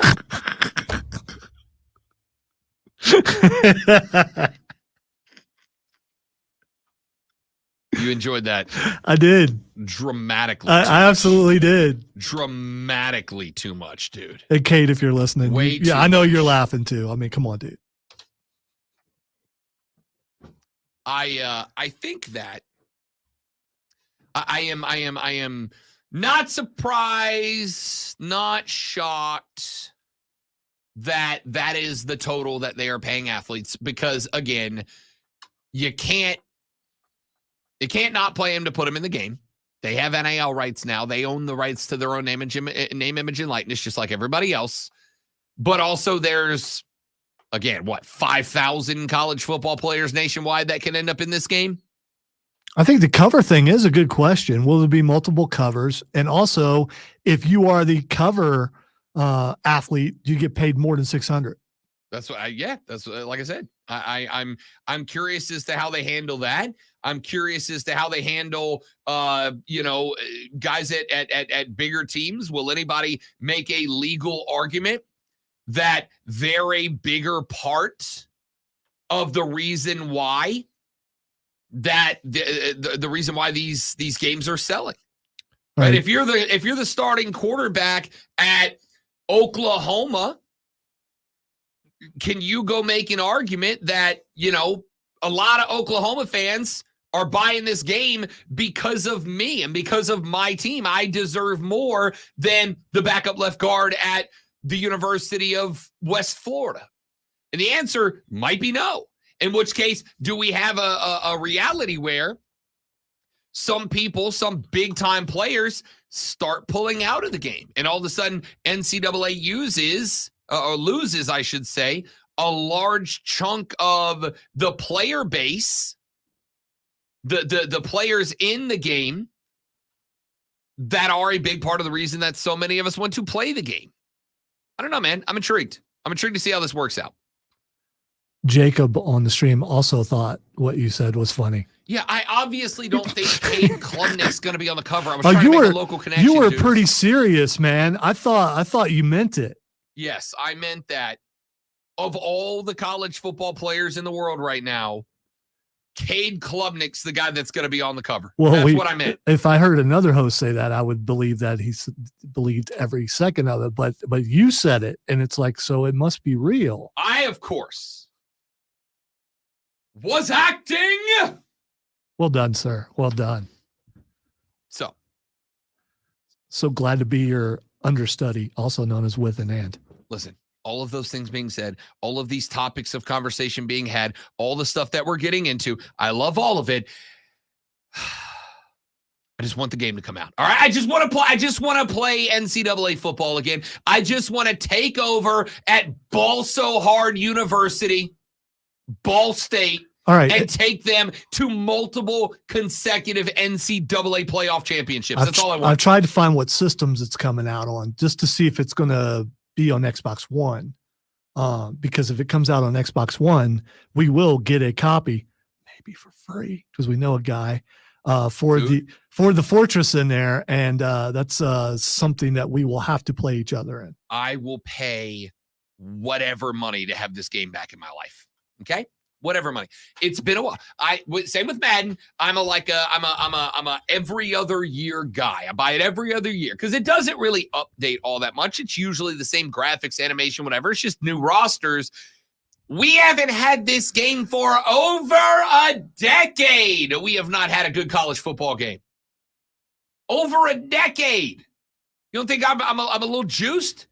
I will pay $200 to get this game back in my life. That's how much I want this game back. Come on now. $200? I mean, I prefer it be free, but I am radio rich. I am ready to pay dollars for this game to happen. Texter said, Rob, as fans, we've been waiting on this game for over a decade. We don't care if it's QB number 9 or a real person in the game. Just give me the game. Texter said, Rob, they could use all generic players, and we will still buy the game and create the actual players. And put yourself in there also, because, Oh, you better be kidding me. Recruit number 1 is that 6'3", 240-pound, rumbling, bumbling, stumbling legend out of Fort Walton Beach, Florida, wearing number 3, the Rob Brown. And you give yourself a 98 rating because you'd feel guilty if you give yourself a 99. Now I'll recruit myself as a freshman. Okay. I'll recruit myself as a freshman with like a 64 overall. You go through the drills, you go through practice, you get it together. Then you get turned. All of a sudden, I'm winning back-to-back Heismans, baby. So will Rob Brown, the coach, be recruiting Rob Brown, the player, to play with Rob Brown, the quarterback? I'll play 2 different modes, man.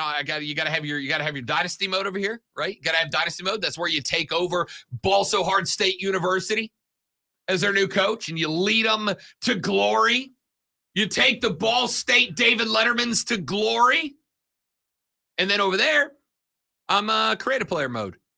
I'm trying to go win some Heismans, man. I'm trying to take over. I'm going to tell you right now, I cannot wait to QB the Furman Paladins to a couple of natties. Can't wait. I can't wait to F you everybody on the internet with create a quarterback Rob Brown. Going to be a stud. Going to be a stud. Nice hesitation in there. Well done. Again, I'm real good at this. We got to run to a break. When we come back here in just a minute, ladies and gentlemen, I will stop being ever so excited. My loins have been tingling about the NCAA football game making its return and the fact that the guys in the game, they're getting paid for it because it's Thursday. It's 9:20 on a Thursday. And you know what that means? It's time for Fight Club. That's coming up next on the Rob Brown Show on the Fan Upstate. Horrible punching stats. That would be funny, Corey. 99 passing, 97 running, 85 blocking, 4 passing. That's my stat. So Lamar.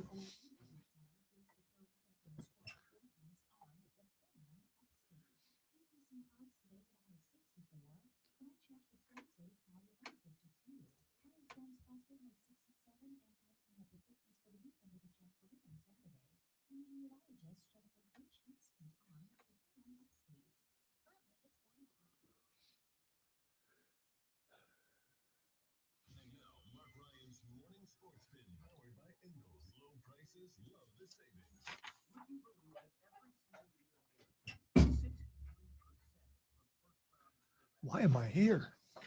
Yesterday, somebody sent me a thread of very interesting NFL facts.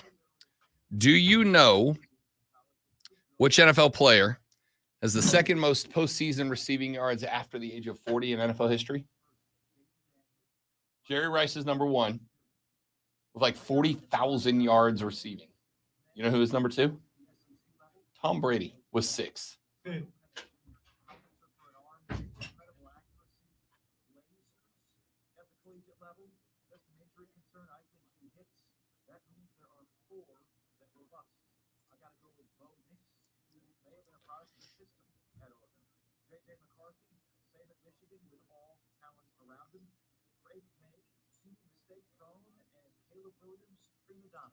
What say you? I'm Mark Ryan. Offsides with Mark Ryan, 3 to 7 p.m. today on the Fan Upstate. 97.7 FM Greenville, 97.1 FM Spartanburg, and on the Odyssey app. Eagles Markets is a proud sponsor of the Mark Ryan Sports Spin. From the playing field to the stands to your own living room, Eagles Markets has everything you need to fuel your athlete or satisfy all the hungry fans in your life. Eagles, low prices, love the savings.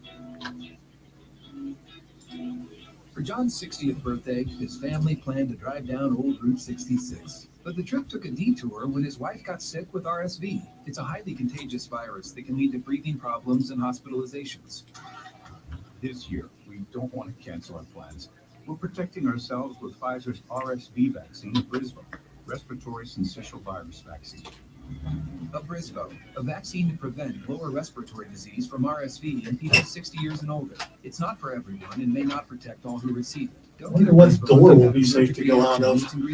I like leaving anytime soon, but Most common side effects are tiredness, headache, injection site pain, and muscle pain. For full prescribing information, please call 1-800. You just get shocked? yeah, my hand's still a little wet, so it made it tingle. No, Trey, we are going to we did already interview Rashad, but we're going to interview our truth at 10:30, so you won't be able to hear it or see it until tomorrow.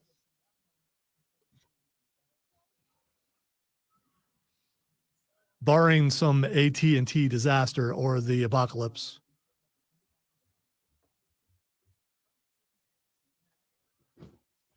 I had a talk with the news room when I was in the restroom, and the apocalypse has not made it to South Carolina yet, as far as they know. So we're good.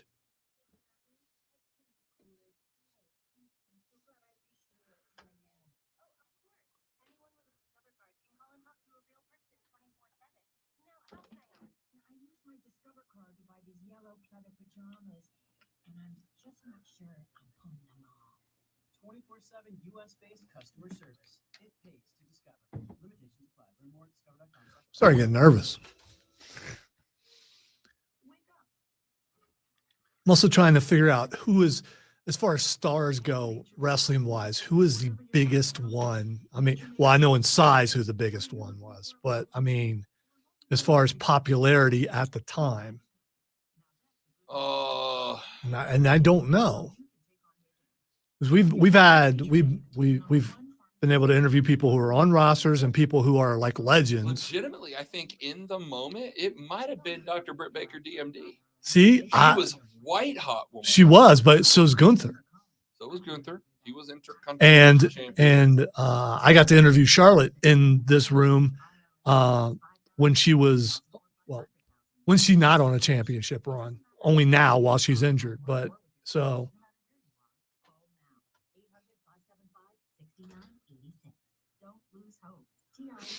I believe in the aliens too, Wesley. The only one who doesn't believe in aliens is Rob Brown. I swear one day Lonzo will accurately portray me. Today is not that day. Oh, I can portray you in a lot of different ways. Award-winning radio host. Hipster who frequents Target. A lot of hipster. Has a brand, and when he's on other shows without his glasses on, it just don't look right. Been seeing videos. I'm like, well, what's he doing? So the glasses are only the brand on this show, and when you're on the national show, you take the glasses off. What's up with that? You know you squint, right? Yes. Okay. I am very aware.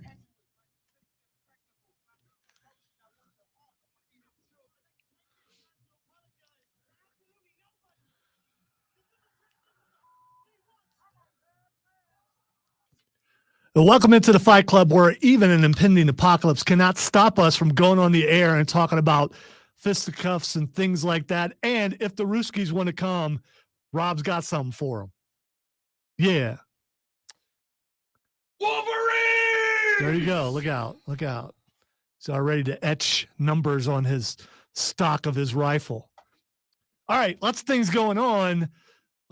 First of all, before we get into the Fight Club, let me just tell you, coming up at 10:30, even though you guys can't hear it, we are interviewing the R-Truth, and you'll get to hear it tomorrow. So that's really cool, because what's going on this weekend with the Swamp Rabbits, Rob? Coming up on Saturday night, very cool night on Saturday. Saturday evening is two hockey games, actually, Saturday. First, starting just after 2 o'clock in the afternoon, is the Palmetto Bowl on ice, as South Carolina and Clemson will play a little hockey at the Well. And with your ticket, you get admission to both games, because that evening, the Greenville Swamp Rabbits are doing First Responders Night at the Well as well. at the well as well. We'll be celebrating the firefighters, police officers, EMS, first responders of the upstate. They will have trucks and heavy equipment, et cetera, at the well that y'all can come check out and see up close. And then there's a hockey game. And then on Sunday, ladies and gentlemen, on Sunday, My loins have been tingling. it is Pro Wrestling Day with the Greenville Swamp Rabbits. Hell yeah! Should you be there? So that we can have a little bit of fun. Pro Wrestling Day. And of course, as mentioned, the reason we're getting the opportunity to interview a living legend in Ron Killings, aka R-Truth. He will be there. He will be in attendance celebrating Pro Wrestling Day with the Rabbits. Absolutely cannot wait. That's going to be on Sunday at the well. I will be there working that game, which means, Lonzo, I get to share some mic time with R-Truth. You get to hang with R-Truth. I get to cut promos with R-Truth. I know you're going to have a blast with that. And I do envy you a little bit. You should. I got It's going to be awesome. All right. Unfortunately, and fortunately, he's going to be here with us. That means he's not in Australia, and which means he can't interrupt the a match that's going on with the Judgment Day, which we'll get to in a minute. WWE Elimination Chamber is Saturday morning at 5 a.m. on the East Coast. So if you're just happen to be like us and we're up at 5 a.m. all the time, even on the weekends, we can just tune in to Peacock and watch that premium live event. Or you can watch it later when Peacock allows you to. Hey, Peacock sucks. But I'm grateful to pay for that subscription so I can watch the premium live event. I know I'm all over the place. Let us go to the event itself. In the men's, Drew McIntyre versus Randy Orton versus Bobby Lashley versus LA Knight versus Kevin Owens versus Logan Paul. This is one of those where the only one who I think will not win is Bobby Lashley. I could see Logan Paul winning. I could see Kevin Owens winning.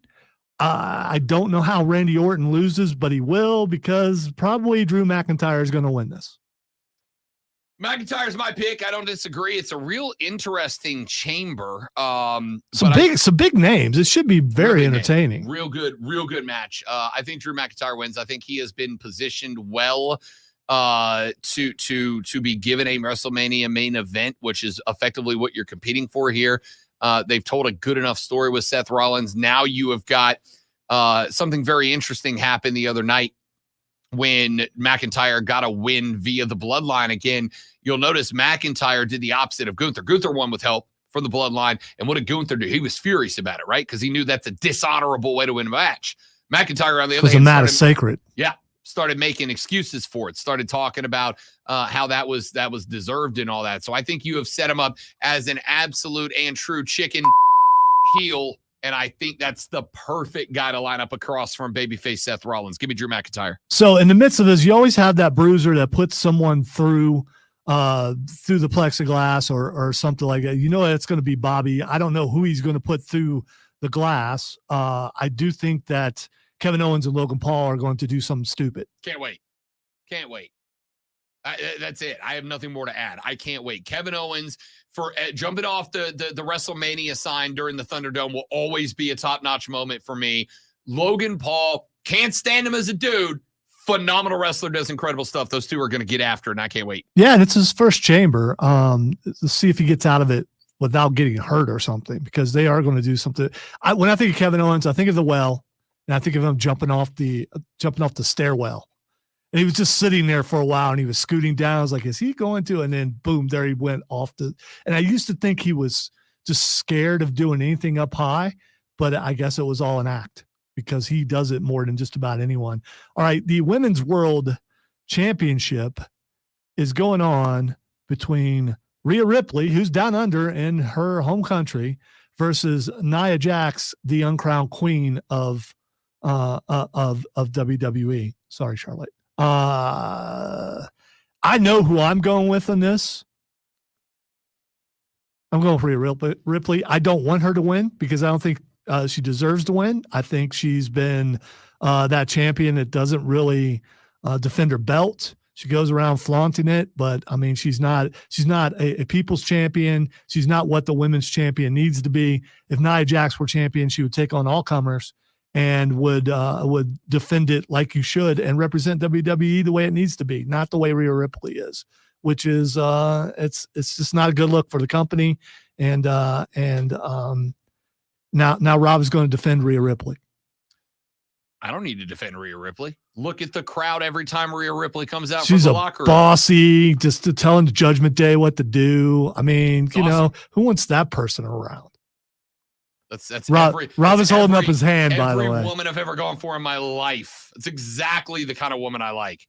Love Rhea Ripley. She's a good wrestler. She's a good talker. I'm not saying she's excellent. She's not the best at any one thing, but she's real good at everything. Good character work, good diversity of thought. She can come out in a rage to kick ass. She can come out cold and calculated when she needs to. Rhea Ripley is the prototype right now of women's professional wrestling. She is going over on Nia Jax. I know we're going to talk about in a minute. Bex is winning the chamber, and you are going to have a stare down that is going to create a pop of the year candidate when they do. Oh, I'm yawning. Oh, yawning so much. Yawn on, hater. You know what? Here's the thing, Rob. The haters. They like to drink their haterade and eat their hater tots. You got heel on heel action here. So which heel do you root for? I mean, how often is it heel versus heel? The true heel obviously is Nia Jax, because supposedly she hurts everyone she wrestles, but there are other wrestlers who supposedly do the same thing. I just, as far as matchups goes, this is the matchup right now in the women's division. The two most powerful women in wrestling right now. And I just hope it's a good match. I would love to see Nia win, because that would be great for her to defeat Rhea in her home country. We've seen that happen before. Drew McIntyre lost in his home country. But I mean, Sami Zayn lost in his home country. You go back and you'll notice that after all the build up, I'm in my home country. And if I was Rhea, I'd be a little bit worried about that. There was obviously a common opponent, and there was a common storyline that wove a thread between those matches. It also created what I think is the payoff, which is a Avengers Endgame style finish to Roman's reign at WrestleMania, in which those people will play a role. Nia Jax is not Roman Reigns. You're not having Rhea lose her belt and her spot in her home country to Nia Jax. Nia actually wrestles, and Roman just shows up once a month. It's a good gig if you can get it, I suppose. But one thing Nia will not be disturbed by is outside interference, because she could probably beat up everybody in the Judgment Day. Could you imagine? Wait a minute. Yeah. But could you imagine, because she's got the tie, if the bloodline comes out and helps Nia Jax win? It might cause a nuclear implosion if the bloodline helps. It's not going to happen. It would be the funniest thing that's ever happened. Yeah, it might be. All right. Undisputed Tag Team Championships. We'll get to the women's thing in just a second. Undisputed Tag Team Champions. Speaking of Judgment Day. Judgment Day, Damian Priest and Finn Balor going up against British Strong Style. Butch and Tyler Bate. I'm sorry, Pete Dunne. Thank you. And Tyler Bate. Wait is back. I just got to believe that holding the championship in your, because I don't want to say belt, because Paul White will find me, holding the championship in your mouth, that's got to taste bad, I don't think the Bruiser. And how strong do your teeth have to be? Because I'm guessing those things are pretty heavy. How is this? The guy makes the switch back to one of the most compelling NXT characters in recent memory, and your first thought is the belt must taste bad. Yeah, and how strong his jawline must be to hold that thing as heavy as it is. I'm just saying. I mean, I don't think Pete Dunne and Tyler Bate are going to beat Judgment Day. I think the question is, will it be a clean victory, or will there be interference? I don't know if Dom is there or not, or JD. I don't know if they're there or not. I have no answer for that. I'm going to go Judgment Day retains. I think they've got to stay involved. I would not be shocked. I don't think Paul Triple H Levesque gives Pete Dunne his old character back and then has him eaten. Actually, you know what? I'm going to switch it up. I'm going to go with the bruiserweight, the big strong boy. I don't think they give him that character back and build that character back up to have him eat Nell in his first match. I'm going to go with they win, because if you're telling the Judgment Day story, I think the attention now has to shift over to Damian Priest and the Money in the Bank contract. So I'm going to go they strip the belts off the Judgment Day. It puts a little chink in the armor, and now we focus the story on Damian. All right. True or false, the Grayson Waller effect will go off without any fisticuffs. 0% chance. 0 out of 0. No chance at all. I'm intrigued. Here's the thing. Dwayne put up a video last night. Whoa, whoa, whoa, whoa, whoa, whoa, whoa, whoa, whoa, whoa. Where Dwayne said, if Cody and his little girlfriend, Steph Rollins, talk smack, let me know and I'll show up. I'm not going, but if they start running their mouths, The Rock will show up to lay at the SmackDown. The Rock's 100% showing up in Perth. 100%. 100%. So probably he probably is. There's more likely he'll be there. We know maybe Solo and Jimmy will be there. So it's definitely going to break out into something and should be interesting. All right, finally, the women's elimination chamber match: Becky Lynch, Bianca Belair, Liv Morgan, Tiffany Stratton, Naomi, and Raquel Rodriguez. I don't want Becky to win this, because I just don't. I don't think that she could stand up to all those women that are in this match. And I'm going to shock you with my pick to win this. I am picking Tiffany Stratton to win the Elimination Chamber. First off, if I may. Well, your name's on the show, so of course you may. It doesn't matter what you think. Becky Lynch is winning this match. It does, by the way.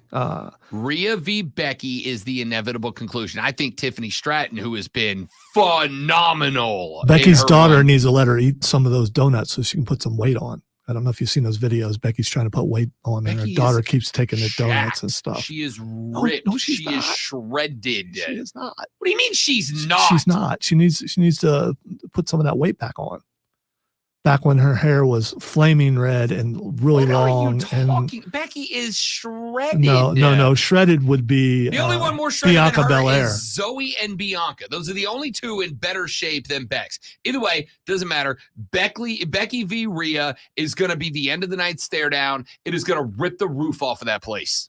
Disagree. Book it. I think Tiffany Stratton's going to win. It's going to shock everybody. They brought her up, and she looks like she belongs. Everyone's against her right now. She's the one that all the other women hate because she's annoying, and she is annoying. And I think she comes away with the victory.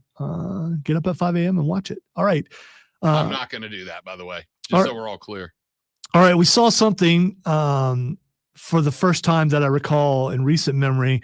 WWE featured MMA fighters and boxers in the crowd. Michael Chandler got up and was given a mic and called out Conor McGregor. You think this is just the beginning of this? Will this cross over? Will we see some wrestlers show up at a UFC event and be given the same treatment? Because they show up to watch all the time. Triple H is there watching, so. You will absolutely see crossover. Now, how much of that crossover ends up being competition? How much of it ends up being performance? I don't know, because you have tried that a number of times. Really, both companies have tried it, and with the exception of a very brief period of time where Paige Van Zant was kind of a feature in AEW, and she is obviously gone the other way. You also trotted out what's his face to face Brock Lesnar in WWE.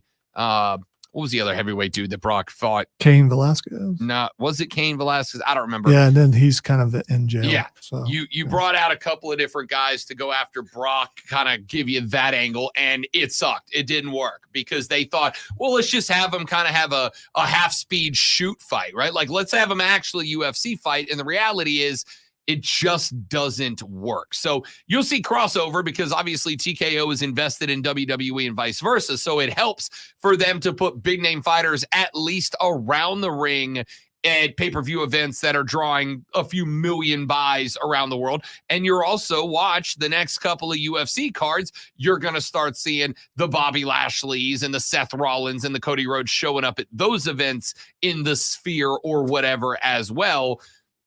It's just a financial decision. Yeah, it's a good move, by the way. It's a very good move to have crossover. They don't have to be in the ring or the octagon. Just be out in the crowd to the point where if there are some people that don't know who that person is, maybe they look them up and maybe they're interested in what they do. Speaking of that, UFC had me for a long time. I was there with them for a long time. I was loving it. It was up and coming, and then they lost me last summer. And what I would like to do, I'm not begging, I'm just asking UFC, get me back. And here's how you get me back. Here's how you get Lonzo back as a UFC. Is it fix my phone? No, my phone works. It's give me some cards, some really good cards, some stacked cards that make me go, I got to buy that. That's what I want. And maybe you start off with some free stuff, some fight nights, because football's over. This is your season. This is UFC season. Get me to the Olympics, UFC. That's what I want. I want to look forward to every Saturday night after I get done with my show, going home and watching UFC. Because right now, when you hear about these big fights getting ready to happen, like John Jones versus Stipe Miocic, and it doesn't happen, or other fights like that, and you look at a card that's supposed to be stacked, and people get hurt. That happens.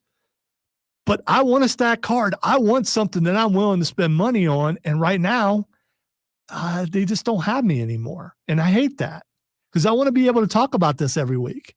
And the big name fights are not happening, and the big name cards just don't seem to be there. I completely agree. I think for a while there, listen, I've told you what I think the mistake was a number of years ago. I thought the mistake a number of years ago that they made was they got to the point where they were focusing on, and this is also why I'm 0% surprised they ultimately got involved with WWE. It got to the point where they were more about the show and the production than they were the fights. It got to the point where it was less about the competition of the fights. It was less about the enjoyment of the fights, and it was more about the rapping and the lasers and the smoke and the hype and the smack talk and the press conferences. Here's how I know it got to the point where I saw advertisements for the pre-fight press conferences more than I saw for the fight. And when you're trying to sell me on, tune in and watch Conor McGregor stare down whatever can of soup he's fighting this week, as opposed to tune in to watch Conor McGregor fight this relative unknown, but who has all these regional championships and was on this circuit and that circuit and did this and that. When it came into watch McGregor verbally dress this guy down, instead of watch him fight, I was out. And that's the direction it's been going in. It's a problem not just with UFC MMA. It's a problem with boxing, too. The more that you let it be about Gypsy King singing American Pie and Floyd Mayweather hanging out with whoever he's hanging out with this week, the more you focus on that, the less the people who like the sport care about the sport. And the reality is the people who follow for the drama, they don't pay for it. The people who follow it for the fights pay for it. All right, one last thing before we go to break. Ric Flair showed up last night and said he is unhappy with his role in Sting's retirement. And he had a meeting with the EVPs in AEW last night. Is Flair the dirtiest player in the game? Could you imagine the heat from a Flair turn on Sting for no reason in his last match? Be incredible. Except for Flair is always turned on Sting. So, I mean, yeah. One more for the road. As someone said online, maybe this time Sting doesn't fall for it. We'll see. By the way, last night, one of Sting's best promos of all time. I've heard. I haven't watched it yet, but I've heard. We got to take a break, kids. We come back. We wrap up the Thursday edition of the Rob Brown Show. It's Rob, it's Lonzo, it's you. It is the Fan Upstate.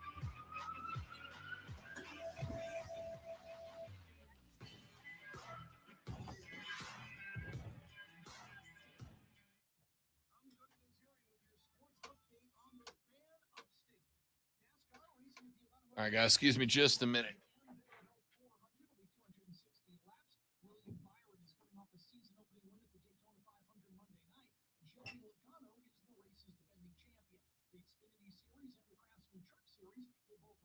Atlanta on Saturday. Major League Baseball, the Atlanta Braves continuing full squad workouts in Florida. Their first spring training game will be on Saturday. They'll take on the Tampa Bay Rays in Port Charlotte. The Rays are the defending NL East champions, but did lose in 4 games to the Philadelphia Phillies in October in the postseason. The Charlotte Hornets are back from the All-Star break. Tonight they're in Salt Lake City to take on the Utah Jazz. It's a 4-game trip for the Hornets, who entered the break on a 3-game win streak. Download the Odyssey app and search The Fan Upstate. Then listen anywhere on your phone. I'm Tony Gazzieri, and that's your Sports Flash on The Fan Upstate. Sick and tired of achy joints? Dread the idea of surgery? You need to call QC Kinetics today. Hey, it's Charlie James. The state of healthcare is always changing. The old ideas like steroids and surgery are no longer your only option. Regenerative medicine at QC Kinetics is transforming lives with innovative, non-surgical, drug-free treatments that deliver lasting results. Knee pain, back pain, shoulder pain from arthritis or injury? Don't let this pain keep you from living your best life. QC Kinetics' advanced state-of-the-art treatments harness and direct your body's natural ability to restore and repair damaged joint tissue. This is a revolutionary approach that gives you long-term relief and no downtime. Make 2024 the year you reclaim your mobility, reclaim your independence, walk and run, play and live without the danger and trauma of surgery and without harmful drugs. Call QC Kinetics now for a free consultation. 864-448-3772. That's 864-448-3772, Greenville and Asheville. Smith & James Fine Men's Clothing has been helping men in the upstate look their best for over 100 years. So you know they're reliable and trustworthy. And with custom-made suits, recreational wear, and unique college football polos you will not find anywhere else. With Smith & James, you'll have a unique style all your own and a fun, easy shopping experience to get it. Visit either of their stores in Greer or Greenville, or visit their website at smithandjames.com and look your best with Smith & James Fine Men's Clothing. Tax Talk with Straight Talk. This tax season you get the Straight Talk Wireless. You get a reliable 5G network and unlimited data and a new Samsung Galaxy A15 for just $99. So you can give your janky phone to your kid. Straight Talk. Switch to Straight Talk. The plan starting as low as $25 a line per month for 4 lines. Find us at Walmart and StraightTalk.com. For network management practices, visit StraightTalk.com. Device offer ends 4/14/24. In-store activation on single, silver, unlimited plan or higher required. Family plan discount. That is hilarious. So these guys on this show every day, they do like a trivia thing at the end called Sneaky Hambo. Yeah, I've seen it. They just asked a question to Tim Legler, and the answer was Tim Legler, and he didn't know it. That's hilarious. But the risk of stroke stays.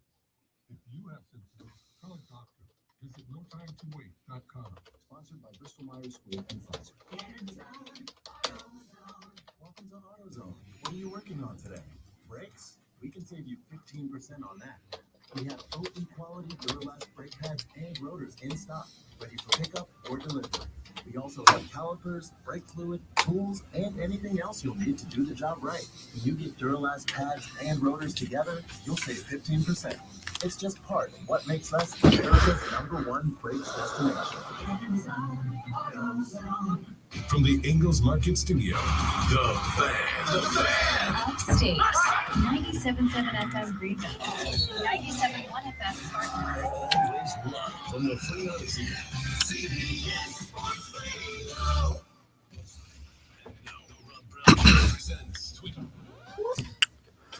All right, time for me to ask Rob what the X is going on, and he's going to tell everybody what it is and why it is and who it is and stuff. The first thing that's Xing. Yo. What's up?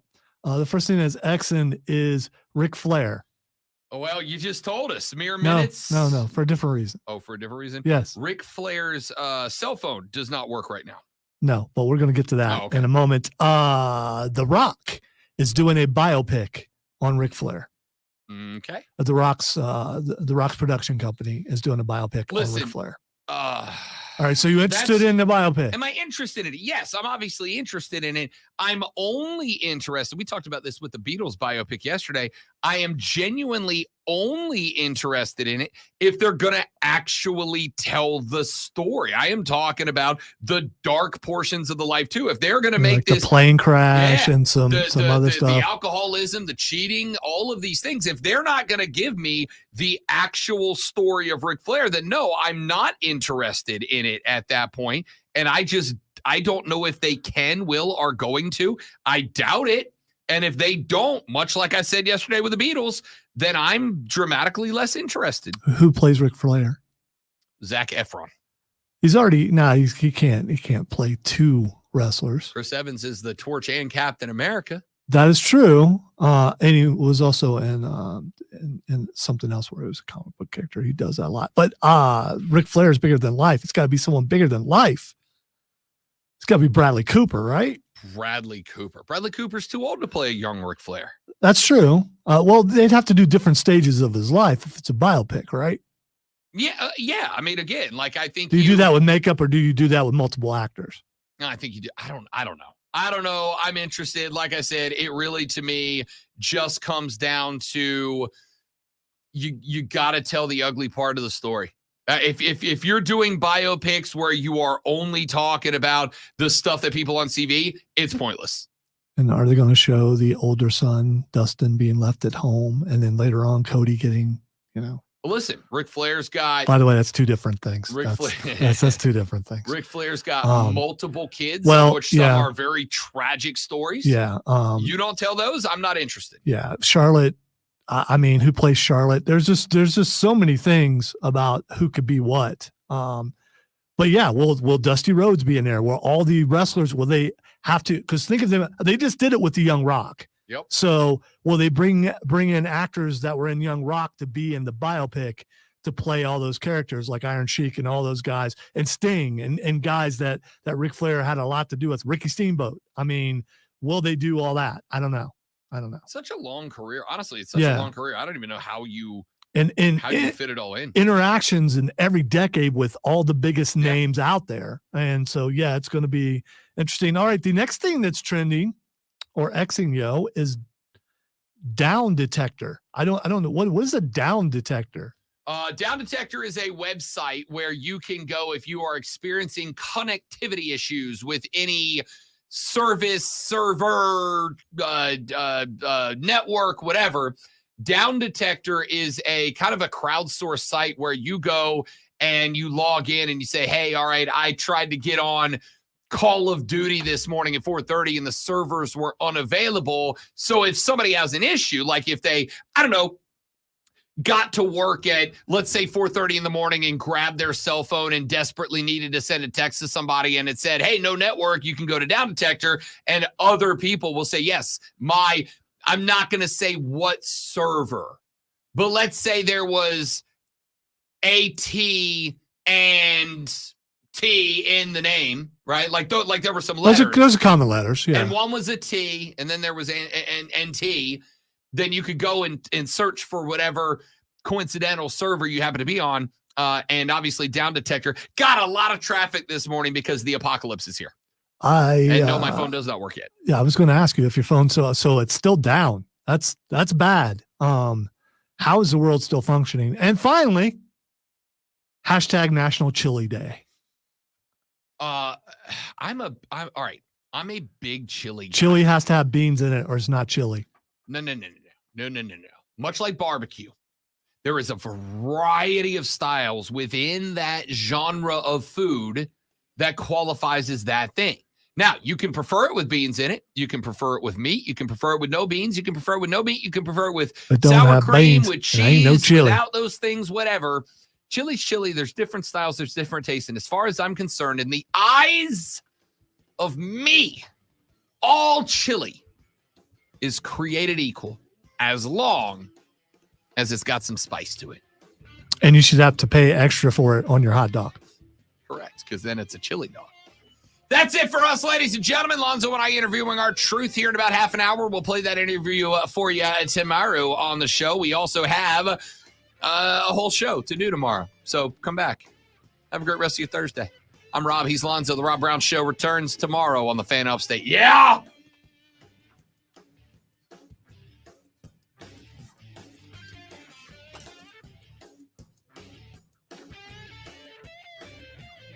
My daughter is texting saying, "Aren't you glad you guys all switched networks?" Does she talk you into switching networks? She works for that company, so yes. Fair enough.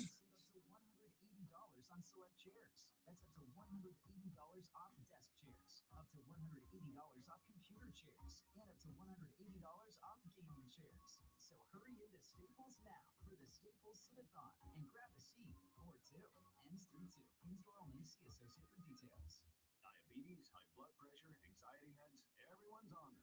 If you're a 50-year-old male, maybe a bit porky and may even have type 2 diabetes. All right, you gonna take us off the thing? Yeah, we got to go get ready for a no Skyline chili. Okay, I take it back, Steven. You are correct. All chili is chili except Skyline chili, which is an abomination unto It's the not food gods. It's not good. Skyline It's chili trash. is not good. I don't understand the appeal. And yes, I am from Ohio. It's hot trash. It's garbage, and it should be the only way to properly consume Skyline chili is to open the can, turn it upside down over a dumpster. That's the proper way to get rid of Skyline chili. Y'all have a good day. See you tomorrow. Goodbye.